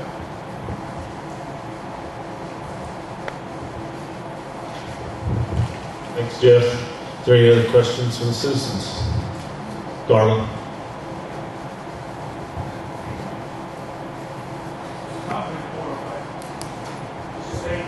Question. You're in business, Bob is in independent business. Someone was questioning the cost going up. Your dad and I have been in business 50, 60 years. Costs have gone up every year.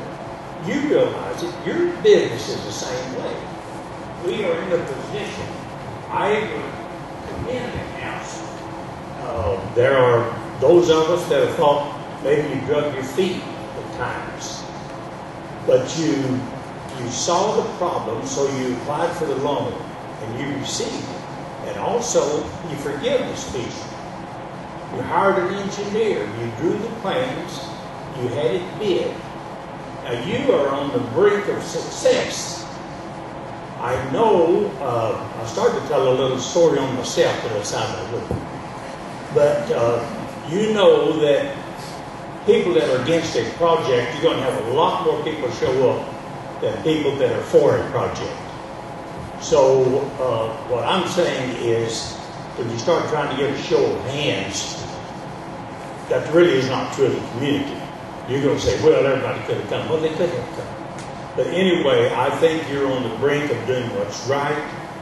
I don't see how nitrates will ever go down. They can't do anything except, if anything, they'll go up. We're not going to quit fertilizing. We're not going to quit water. We're not going to quit raising cattle. So I think that y'all have the, right now, this very night, you have the success of St. John right in your hand. We have everything. I've been before this council extolling all of the great things we have in St. John. We are a unique town, just about self-sufficient. But I would have to go through all of the things that are good here and get to the end and someone say, what about your water? Oh, well, we have to buy water and haul it to everybody's house, you know, because our water's no good. It kind of negates everything that has ever been done. So that's my point, and I appreciate it. Thank you. Thank you. I think it's the fear of the unknown. And I think it's also that there's been a lot of people that don't know for sure what's going on. They don't understand the process with the $3 million, $2 million, whatever, after whatever. And if you can drill a well, why can't we drill another well? Why can't we go deeper? Why can't we blend? All of those things. And spending the money. And what will happen if we decline in population? Like I said, it's the fear of the unknown. We all want good drinking water. I mean, that's a given. So it's just, they want that security, and they want to know that we're not going to be raising our rates again and again and again because things start breaking down and it costs more and this and this and this. And I know you guys can't give us 100% answers on those things. So, you know, it's not just a black and white thing. So, does that make any sense? Do you understand what I'm saying? Yes, I'll topic on that. If the nitrate level does go above, let's say 15, and we go through another 100 tons or 500 tons of salt, you may see a rate increase in pennies to cover that. So beware. I mean, I don't know if nitrate's going up that high, but it's a possibility. Well, and Stafford County is one of the poorest counties in the state of Kansas, and there's not a lot of income, and people are afraid, and we all don't want to turn off our cable bill just because we need to have more water. You know, it's more to it than just that. And we do need to have safe drinking water. So, you know, it's a give and a take on that type of thing too, and people want to know, how much is this going to cost us? Where are we going to be in 10 years? If we don't drill the thing, we've already been told it's going to go up. So it's a hard decision to make. And I don't think it's easy for you people up there to try to make it for everybody, let alone all of us to try to figure it out either. It's a hard thing. Yes, we make our estimations for the future and vote on it. Is there any other questions? Yeah. What time is it on? There's not very many of us that do very hard. As long as we don't have another $1 million motor sitting down there in the power plant not paid for, like we had for years and years.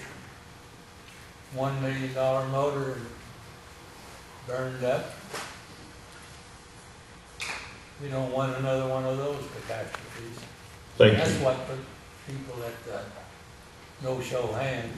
Yeah. Any other questions on water this evening? Out of the 644 meters, 10 of them are here that I'm aware of. And could everybody in this building tonight live with the 644 meter owners or meter operators voting and live with the majority rules? Could everybody here live with that? How many people have more than 1 meter? How many households? I'm just saying, if everybody that gets a slip in the mail or could vote on it, could everybody here live with the outcome? Or is just a few people going to decide it? Or is it a democracy? And another question that comes to mind is 10 years ago, when they were putting in systems, were those dinosaur systems compared to nowadays? I look at everybody has a phone in their pocket tonight. I look at everybody has a computer. And you know, my computer 10 years ago, if we would have talked to Matt Zimmerman, he said those were the best ones going. And you know, I've had several things in my life that I've waited on. I've just been patient and waited, and I got a better deal than ever. And it was the best thing ever. And it was the latest thing going ever. And it was new technology ever. Ethanol plants, perfect example. Dinosaurs or new ones? I mean, could everybody live with a vote on it? I mean, or just tell us, no, we can't live with that. I could live with the vote. Mary? I think if we're going to live with the vote, we need to understand, we need to have a rule that the people who vote no are going to take responsibility for the fact that we're disobeying the law. Whether or not the city obeys the law should not be a matter of city vote. Nobody wants to pay higher water bills. Nobody will vote to spend $3 million. But remember that your vote, if you vote no, you are voting to disobey the law. I don't think that's not true. We're not voting. We're not voting on whether we treat the nitrates or fix the problem. We're going to do it one way or the other. We're just voting on the $3 million tonight. What is your plan B then?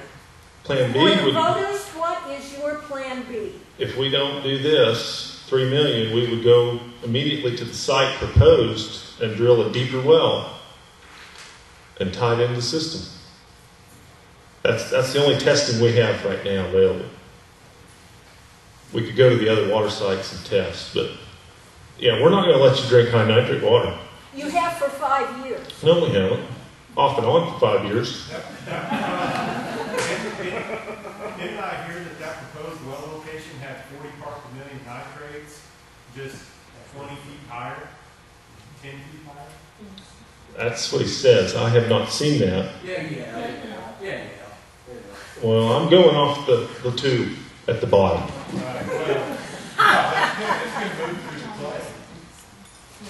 Thanks, Joe. Don? Well, for the legal issues, you've got a federal law and state law. You should have had those available. If you didn't, you can share them. The federal law basically allows any person to file a suit on behalf of a governmental entity. They can come in here, if somebody's mad, you can file a suit against the city. And if you're the prevailing party, the city will have to not only pay whatever the court says to pay, but they will also pay the reasonable attorney's fees for the prevailing party plus the court costs. So this can be enforced by any citizen here who may be disgruntled. So that's a pretty powerful statement in federal law saying that you should follow the guidelines, because it gives any private citizen the right to bring suit. The state law, there are criminal and civil penalties that are set out in the state law. The fines, if the state would come in and start fining the city, there are fines prescribed in the state statute relative to what those fines are and for violation. We did check with our insurance carrier. If we're found to be in violation of any federal or state law, our insurance carrier will not pay for a willful violation of federal or state law. So it will be on the taxpayers and the water users, again, to pay for the violations that you guys say you don't want to pay for. So there's a legal stick hanging over us we've got to do something in order to keep the nitrates down. And those copies of those are in the back, the legal memorandum and the Kansas statutes pertaining to public water safety. We've done everything the higher government said to do. We had high nitrates, we sent out a letter. We're in compliance. But we'd like to go further with the treatment. You know, I don't agree to a nickel's worth of what he just said. I really don't. We're in compliance with what they've said to do so far. I understand you're in compliance now, but if you fail to stay in compliance, those are the things that have ADHD can come in. They can find you. If you're not in compliance, a private citizen can come in and file suit if you fail to stay in compliance. I'm just saying, there are possibilities out there if you go and vote. Yeah, you just move forward with bottled water. If you want to do that, you can do that. It's in there. It's in there. I'm not taking your scare tactics. Okay, well, I'm just saying. How long do we have before we lose our grant? Well, it's not the grants, it's the bids now. The bids, 30 days, Don? Am I correct? You had 60 days from bid opening, as long as prices don't increase very much. 60 days on the bids, Lori, that they'll stand by their bid. What? They opened those August 16th. Yeah, we opened those August 16th. And what about the grant? Is it, you know? The grant money, if we vote no on it, it's gone. It's gone. And will the City of St. John ever get grant money again? Probably not. You don't know that for sure. No, I don't know that for sure. 2 mayors ago. That's exactly right. That is true. I don't know that for sure. But they will, City of St. John will have a red check mark by it. Yes, Barry. Are you voting to do this tonight, or are you trying just to find out what public opinion is? That's up to council. I have no clue really what they want to do, if they just want to talk about it and then, what? It's not on the agenda. No. Well, I don't know, Barry. So August 16th was when your bids came in? Yes. And you have 60 days from when those bids came in to decide? Yes, but within the 60 days from August, 60 days, prices could go up. Sure. So, Is there a date going to grant money by? is there what? A certain date? No, it's withdrawn down as we use it. Which we have started using it. We started using the loan. Yes. The grant isn't actually extended until we close out our loan and then they take it off the top. And that's just for structural, on construction. I'm on the fence line. I just think a lot of people as a town are just upset that the city spent $200,000 without a vote of whether or not we should spend that $200,000 in a sense. Does that make sense? You wouldn't even be able to know the figures if we had. Well, okay, that does make sense. So, that does I mean, until you know the figures, as you as citizens, how are you going to be able to make an educated decision if you don't even know what it's going to cost? So, up until now, the only money that has been spent is for this point right here to be able to provide you guys with the information that hopefully lets you make your decision.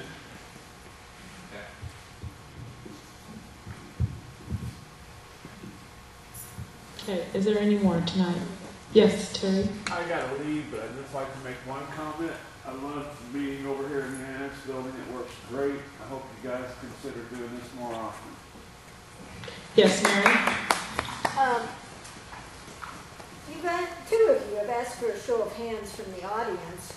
Could we have a show of hands from the council about which way you're thinking on this right now? Who is in favor of the plant and who is opposed to it on the council? I don't know if that's legal or not.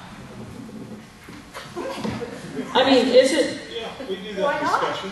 Yeah, we discuss it and see where you're at. It's a consensus. Well, that's true. You're not in the council. Well, that's true. We're not in the council meeting itself. We're in a public meeting. We're going to discuss it more under administration. Well, if you just go down the line and just for 30 seconds, just say off the top of your head what your leaning is at this point. Don't we have a right to know that? I mean, we've told you.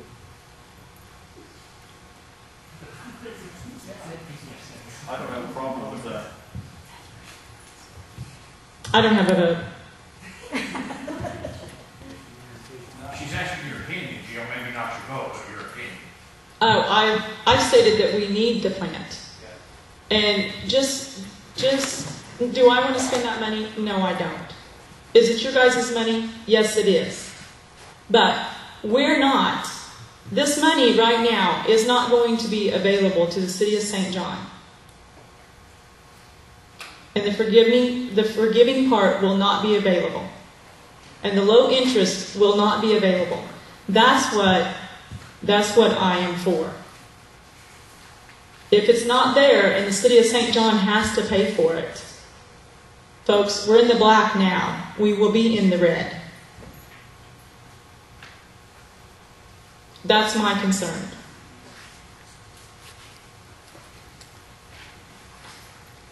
And yeah, are we only going to use it a few months out of the year? Maybe so.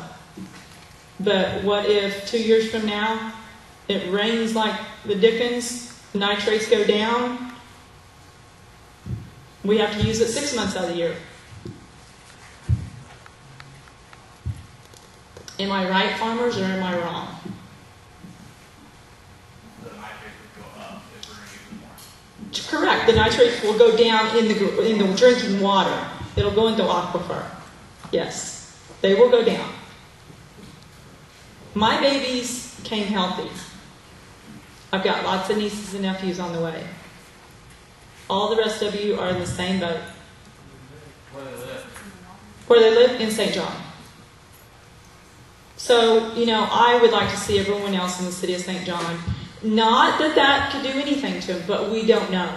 We don't know. Yes, Barry?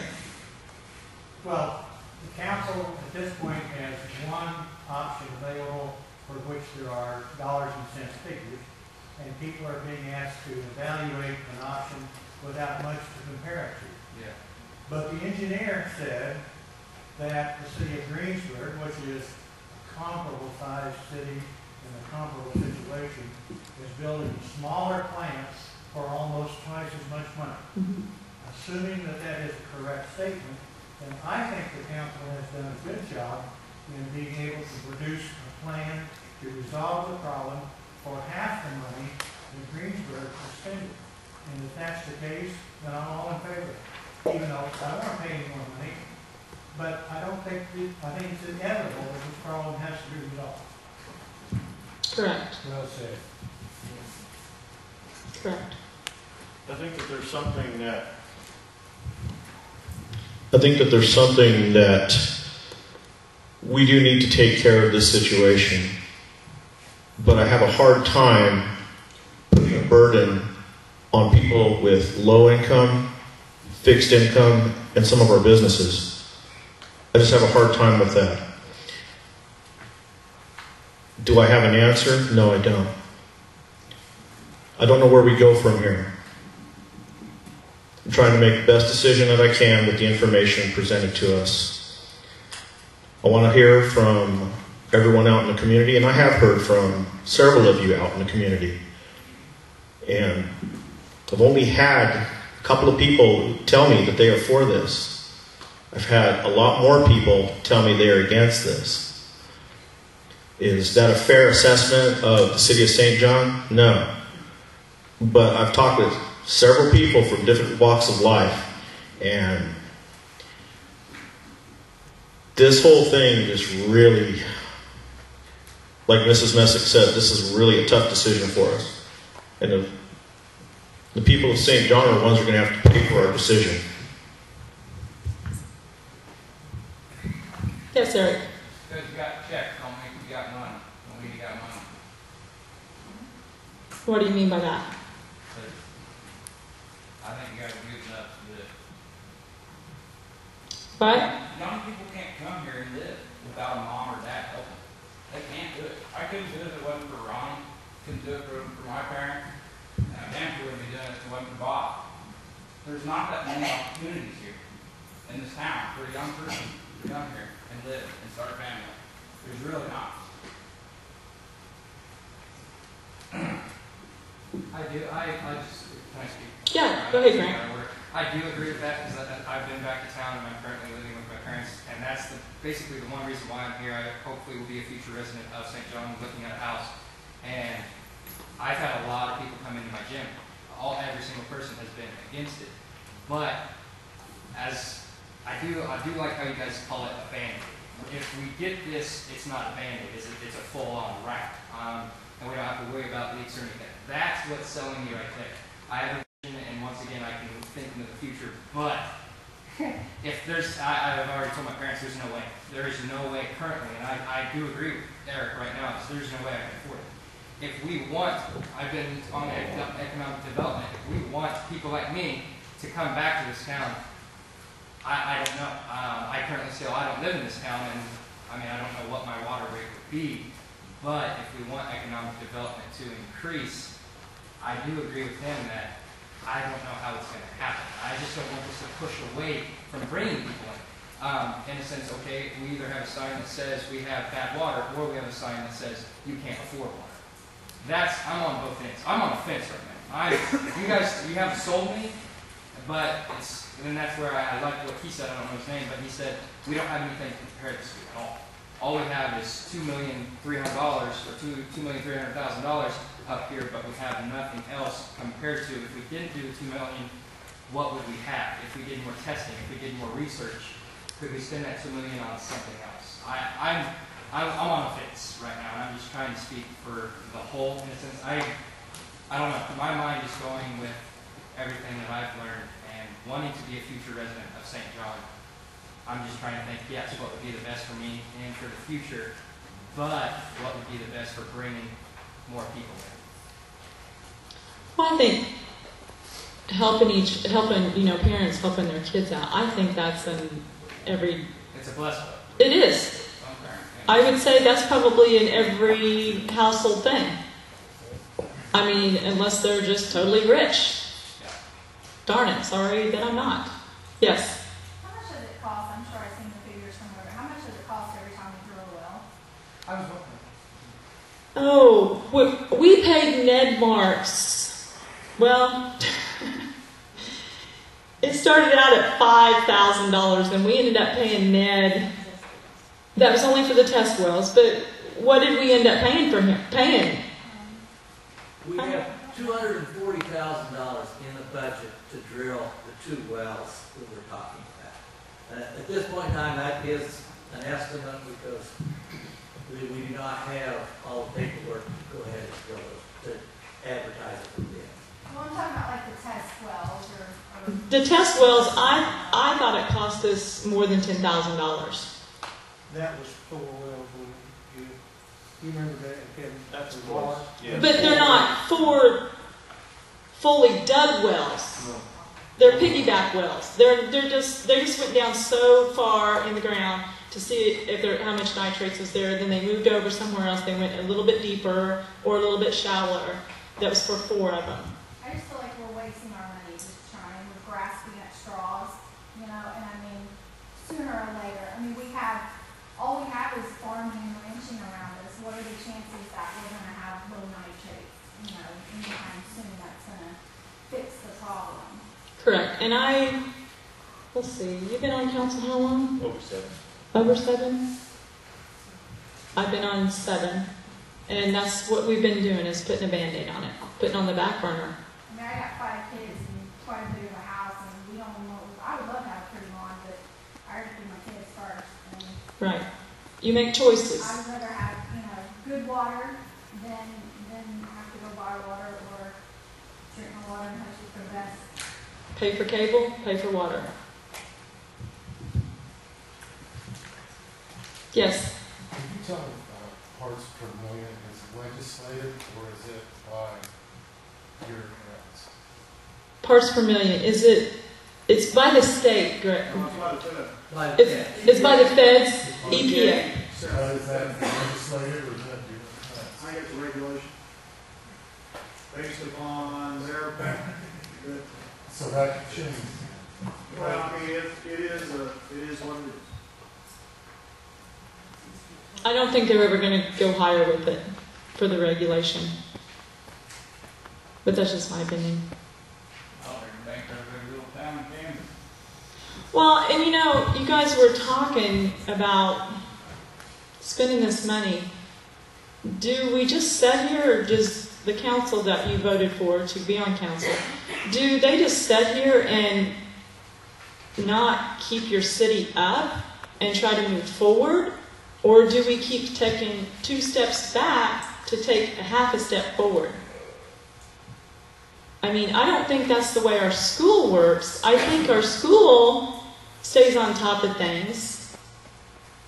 We just built a new preschool elementary area how many years ago?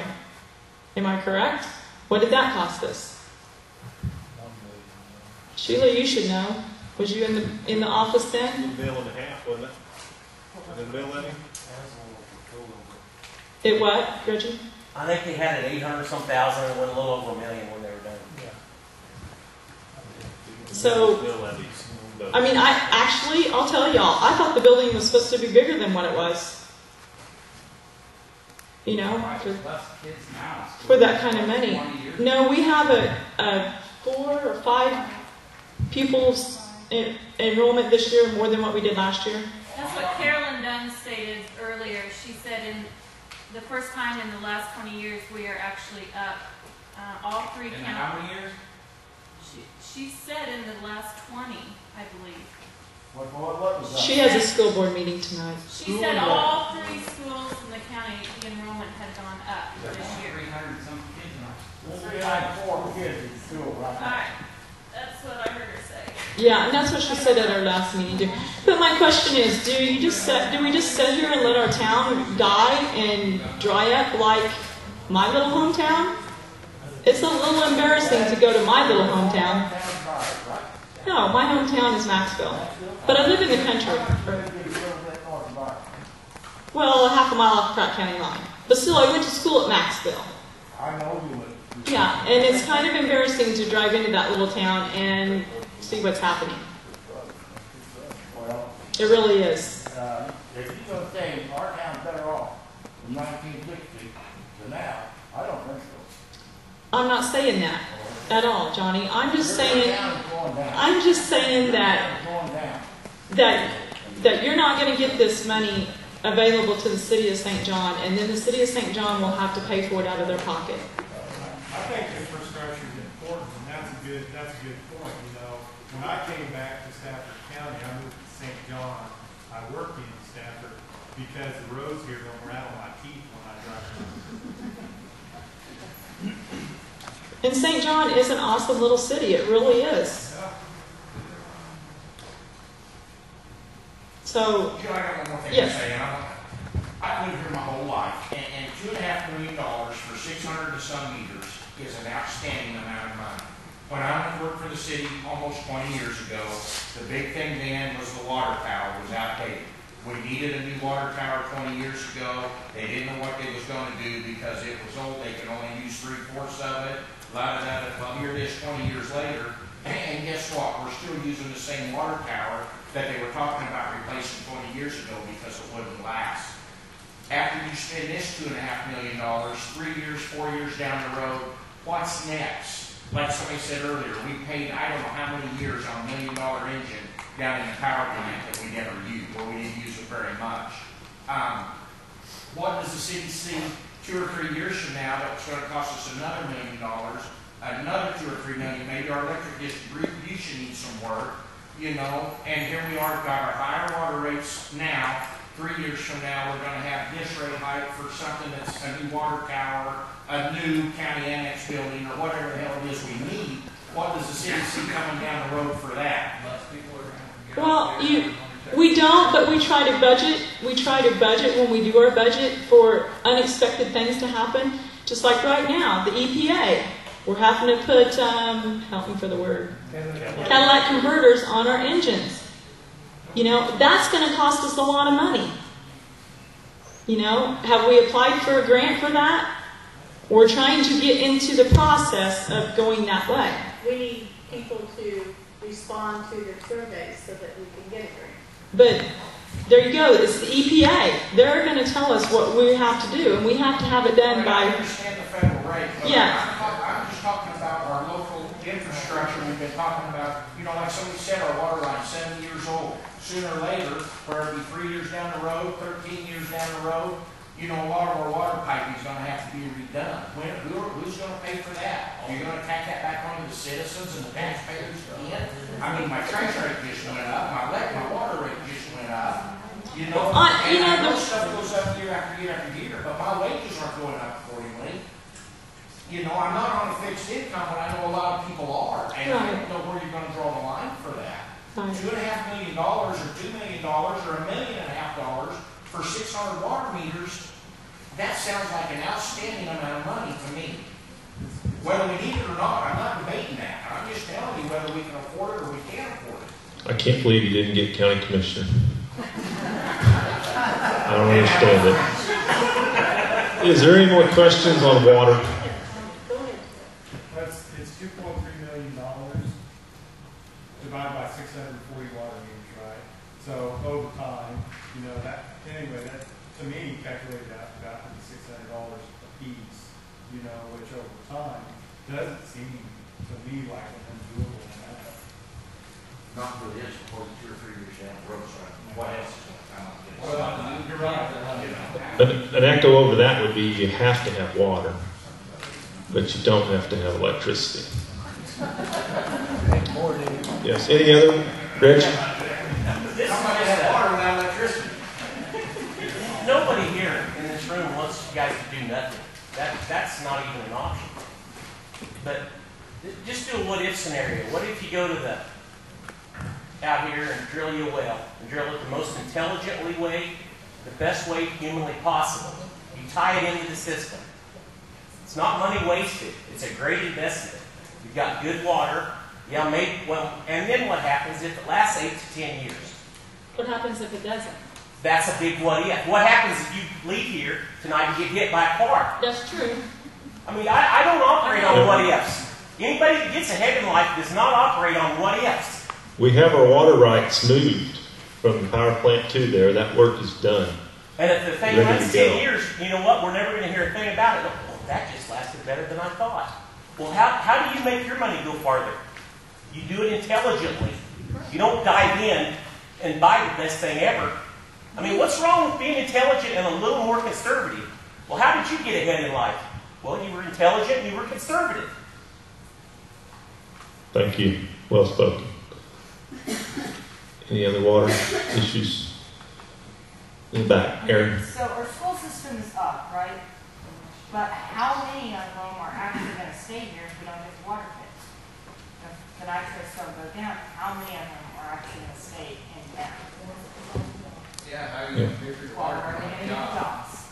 There's no jobs. That's a whole other discussion. Well, maybe. But when the nitrates fixed, they're not going to want to stay here. They're not going to want their parents who are in their 50s and up come here and drink the water. No, that's very good. We appreciate the youth involvement. We're going to move on to our regularly scheduled meeting. You're welcome to stay. We're going to take a 15-minute session, recess. Okay. 2012. Is there any additions to the agenda? Madam Mayor, Yes. I have additions 3 and 4 of the consent agenda that I've already added on. Say that again. Number 3 and 4 of the consent agenda, there were 2 additional appropriation ordinances that I've already put into the consent agenda. Okay. And I would like to add Sammy Kristen to citizen comments. And number 2, Dr. Phil Barnes under administration mail.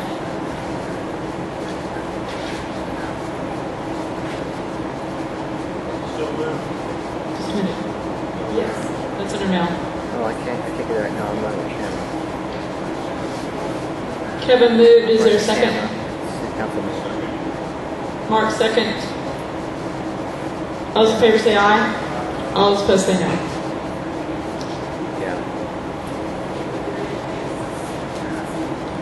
Consent agenda, Jonna. Oh, what? Can you just say motion carried? And give me Oh, a my vote? bad. Motion carried. 5-0. Consent agenda, Jonna. Approve the minutes of the regular meeting of August 21st, 2012. Approve appropriation ordinance 0904-2012 in the amount of $164,542.54.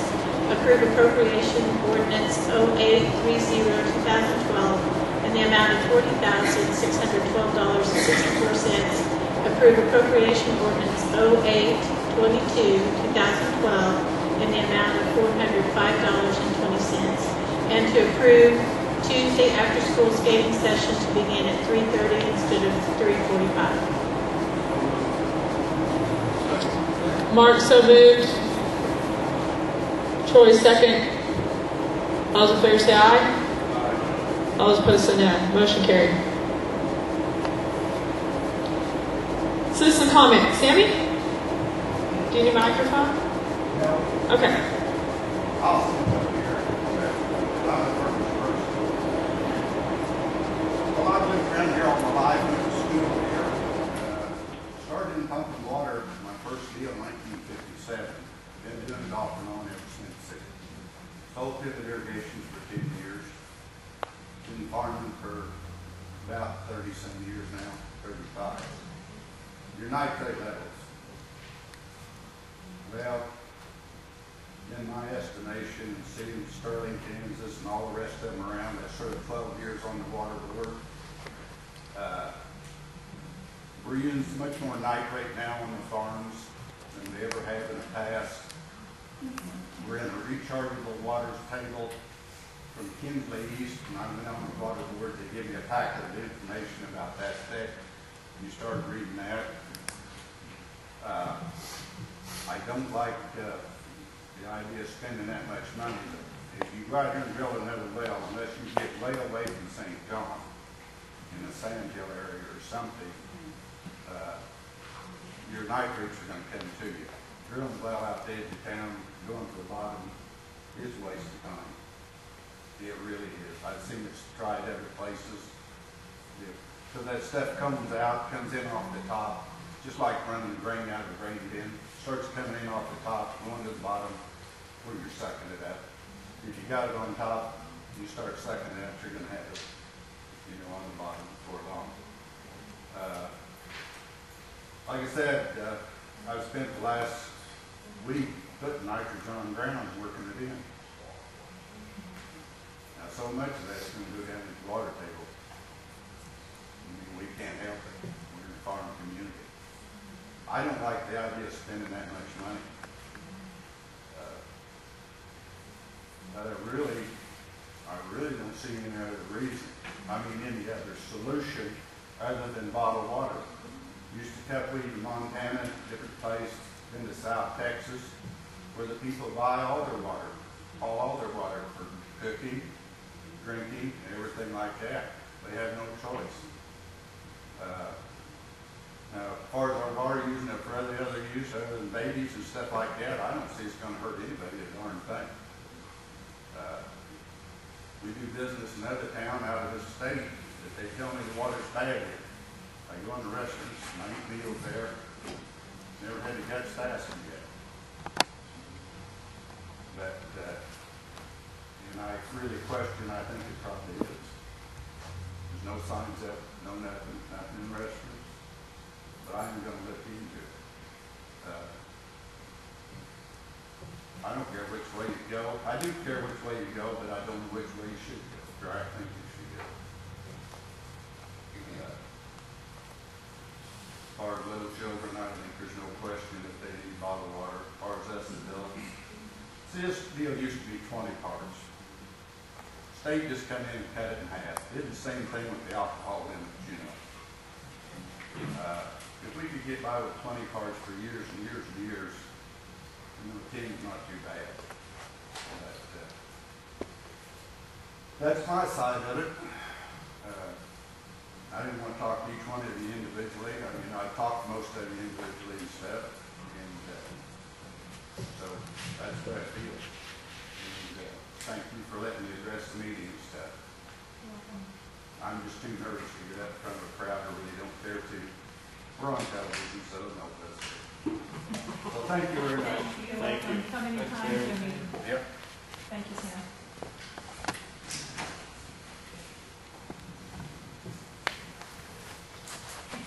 Fire Department, Michael? I don't have anything. Is there any questions for Michael this evening? Yeah. Michael, I hear through the grapevines that the fire station down there is being used more than for a fire station. Is this correct? Like, what do you mean? What do you mean? As in leaving fire trucks out so people can put their personal or work on their personal vehicles in the Hold on. fire station? I think that was addressed at County Commissioners meeting this morning. It was. But that's also shared by It's also But, yeah, the city of St. John. Right, I was just going to clarify that they decided something on that. But go ahead, Michael. I don't believe our trucks are setting out now. The city trucks have not been setting out. But is there someone using it for other use than what it's for? I mean, as far as I know, we don't have to build them, but I didn't know exactly what half they gave us.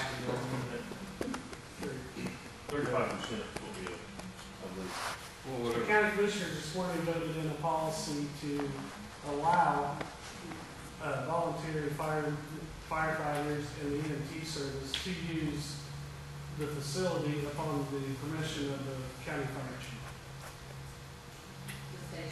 Or station chief. For whatever they wanted to use it for? Or, they can't rebuild an engine. Right. Routine Temporary. maintenance. If they need to change a fan belt or whatever, the commissioner said it was fine, briefly use the facility. And it has to be good weather. I don't believe there's been anything setting out all night long. The fire equipment can't set out overnight, or if it's bad weather, they can't use it. They have to use some common sense. It's the same way with the county shop. I mean, it's the same thing. Any more, Troy? And the unit that was sitting out was somebody's parade vehicle, the privately owned vehicle. It wasn't the county or the city's truck. I don't know. Yeah, that's our. Was it, okay, yeah. Auxiliary truck. Yeah. But since it's owned by the public, I mean, I don't see how that ought to be allowed. Commissioner Clinton, They get a vote on our half too, or what? They have to. Oh.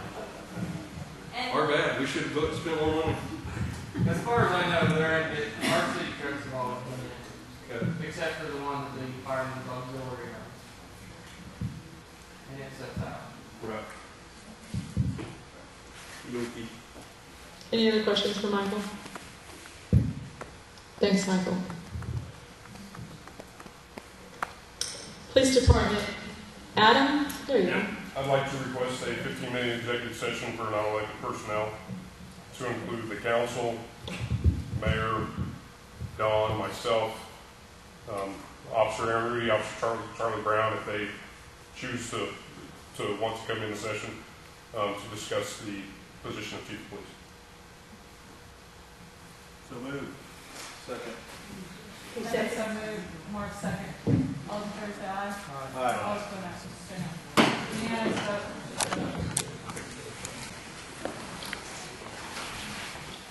Number 2 is a curfew.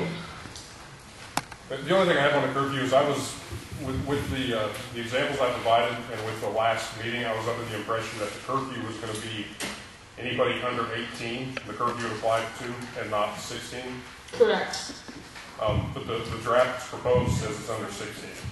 I was told last week, or 2 weeks ago, to put in 16. So I'm sure You did say 6, they did say 16? Was it in the minutes? And I thought it was 18. Well, it wasn't in the minutes because you guys didn't do a motion on that. I think I said 16. Oh, okay. I may have misstated that. I think what I meant was 18 and under to include 16-year-olds. I guess maybe I wasn't on the right page, but 18 and above, we don't need a curfew for. So Correct? 17 and under. No, 16. Under 18. 16. The current one states 16, but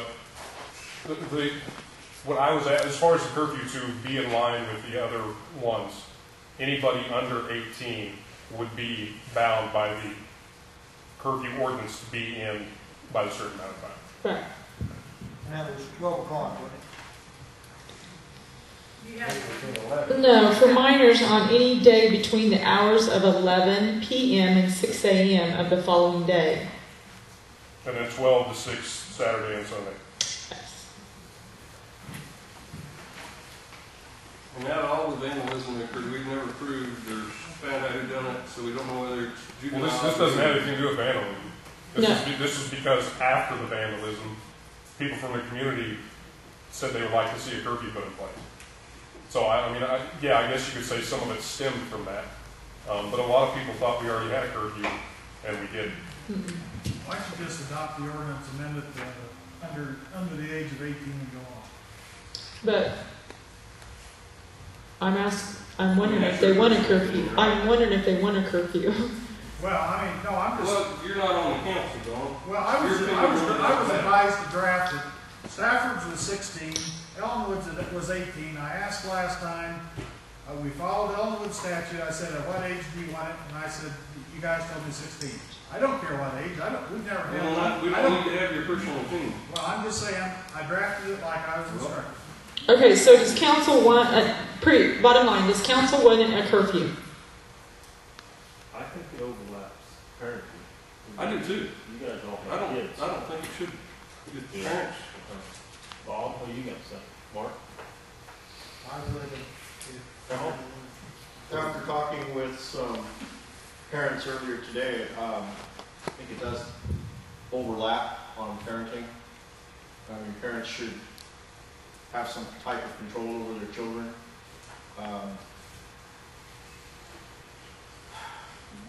The only thing I can see is if it is 16 years of age and you catch some 16-year-old kid at 2 o'clock in the morning, it gives the police officers some ground to stand on. There's always been one, hasn't there, Don? No, we've never had a We curfew. haven't had one as long as I've been here. We have never had a curfew. Do you think we need one? Yes. I move the stricken curfew from the agenda permanently. Second. Did you hear that, Jonna? Okay, wait, we don't need to move to not do anything. Yeah. If you choose not to do anything, Then it's the council not. Yeah, we just don't do anything. Or you can vote on this and vote nay, either way. And then it's in the minutes. Well, she didn't even vote on it. Right, that's what I'm saying. Do you want a curfew or not? No.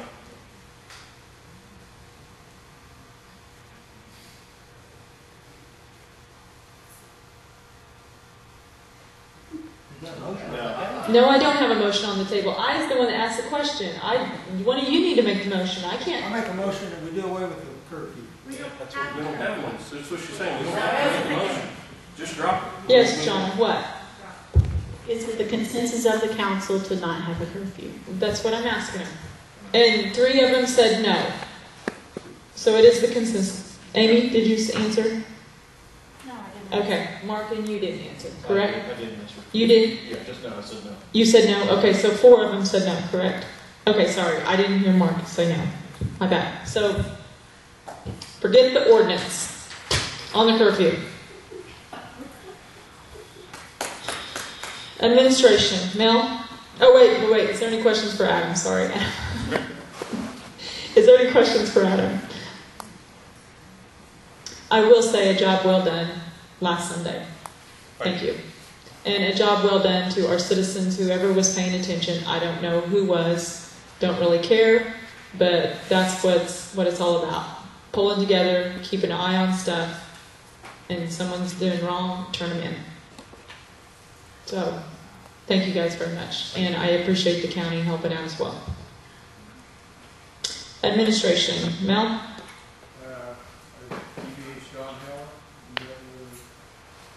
Don? I don't have anything more to say. If you have Okay. any more questions, Okay. Does council have any more questions for Don? Okay. Number 2, Dr. Phil Barnes. Just might make a comment, and you had a farmer basically come up and tell you what he was doing. We've pretty well seen statewide where farmers are planting corn or grain sorghum, anything that uses nitrogen fertilizer. You can look at the price of the commodity now. They want a maximum yield, so they're going to put on a large amount of nitrogen fertilizer. And what that leads to is nitrate leaching. So I think our problems with the nitrates over the next 2 years, unless the price of nitrogen just goes out of sight, will probably get worse. We've seen that in a number of locations, not just in the city, but in some of our wells where the farmers are pumping real hard, they're bringing a lot of nitrates up, and when they put on 200 or 300 pounds of N, and they put on another 150 pounds of N with the groundwater, I mean, there's a lot of nitrogen going into the soil. So I think we're going to continue to have this problem, and I think it's something you really need to consider. Thank you, Dr. Barnes. Does anyone have any questions for Dr. Barnes? Thank you very much. Is there any questions for Mel? Thanks, Mel. Administration, Jonna? Is there any questions for Donna this evening? Thank you, Jonna. Dawn, do you have anything? The only thing I had was I went to a league legislative policy committee meeting.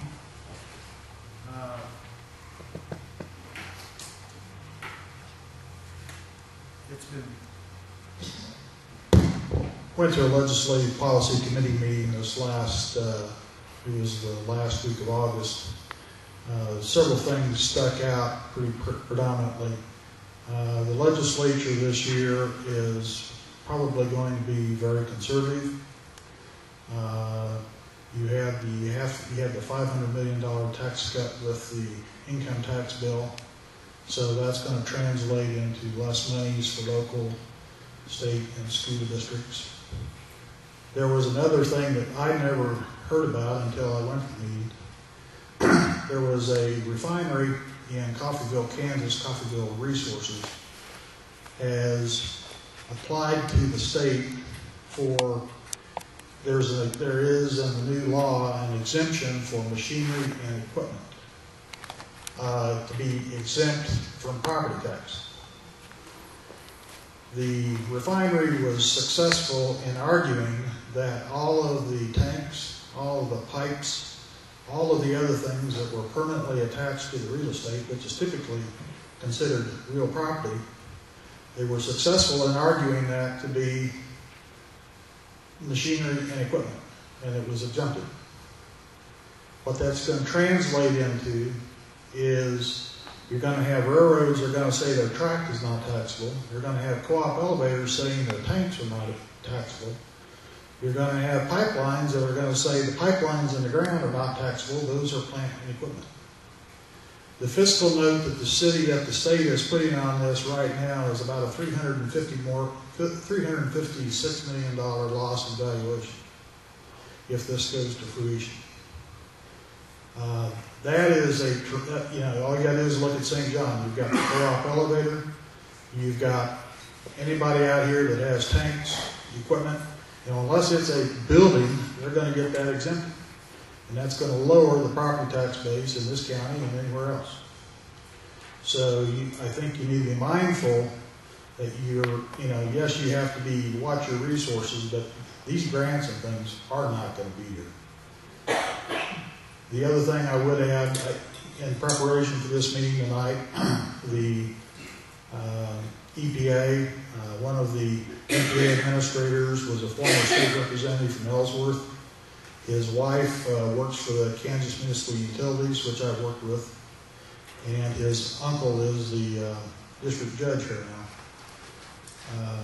And he was the Secretary of State, or the Secretary of Agriculture for Kansas for a brief period of time, and then he joined the EPA. And it was his opinion when I talked to him that the monies that have been given to the state for these revolving loan funds are basically block grants that are come out of the EPA to do the water projects. And with the federal and state budgets the way they are and what they're looking at, it was his opinion from the EPA that those monies would be no longer in existence. So some people I've heard say, well, these grants will be here in the future. I don't think so. So that came straight from the EPA. So I thought I'd share that. Thanks, Don. Is there any questions for Don this evening? Thank you, Don. Is there any new business? Old business now? Make a motion to adjourn. Second. Troy made a motion to adjourn. Bobby and Amy second. All those in favor say aye. Aye. All those opposed say no. Motion carried.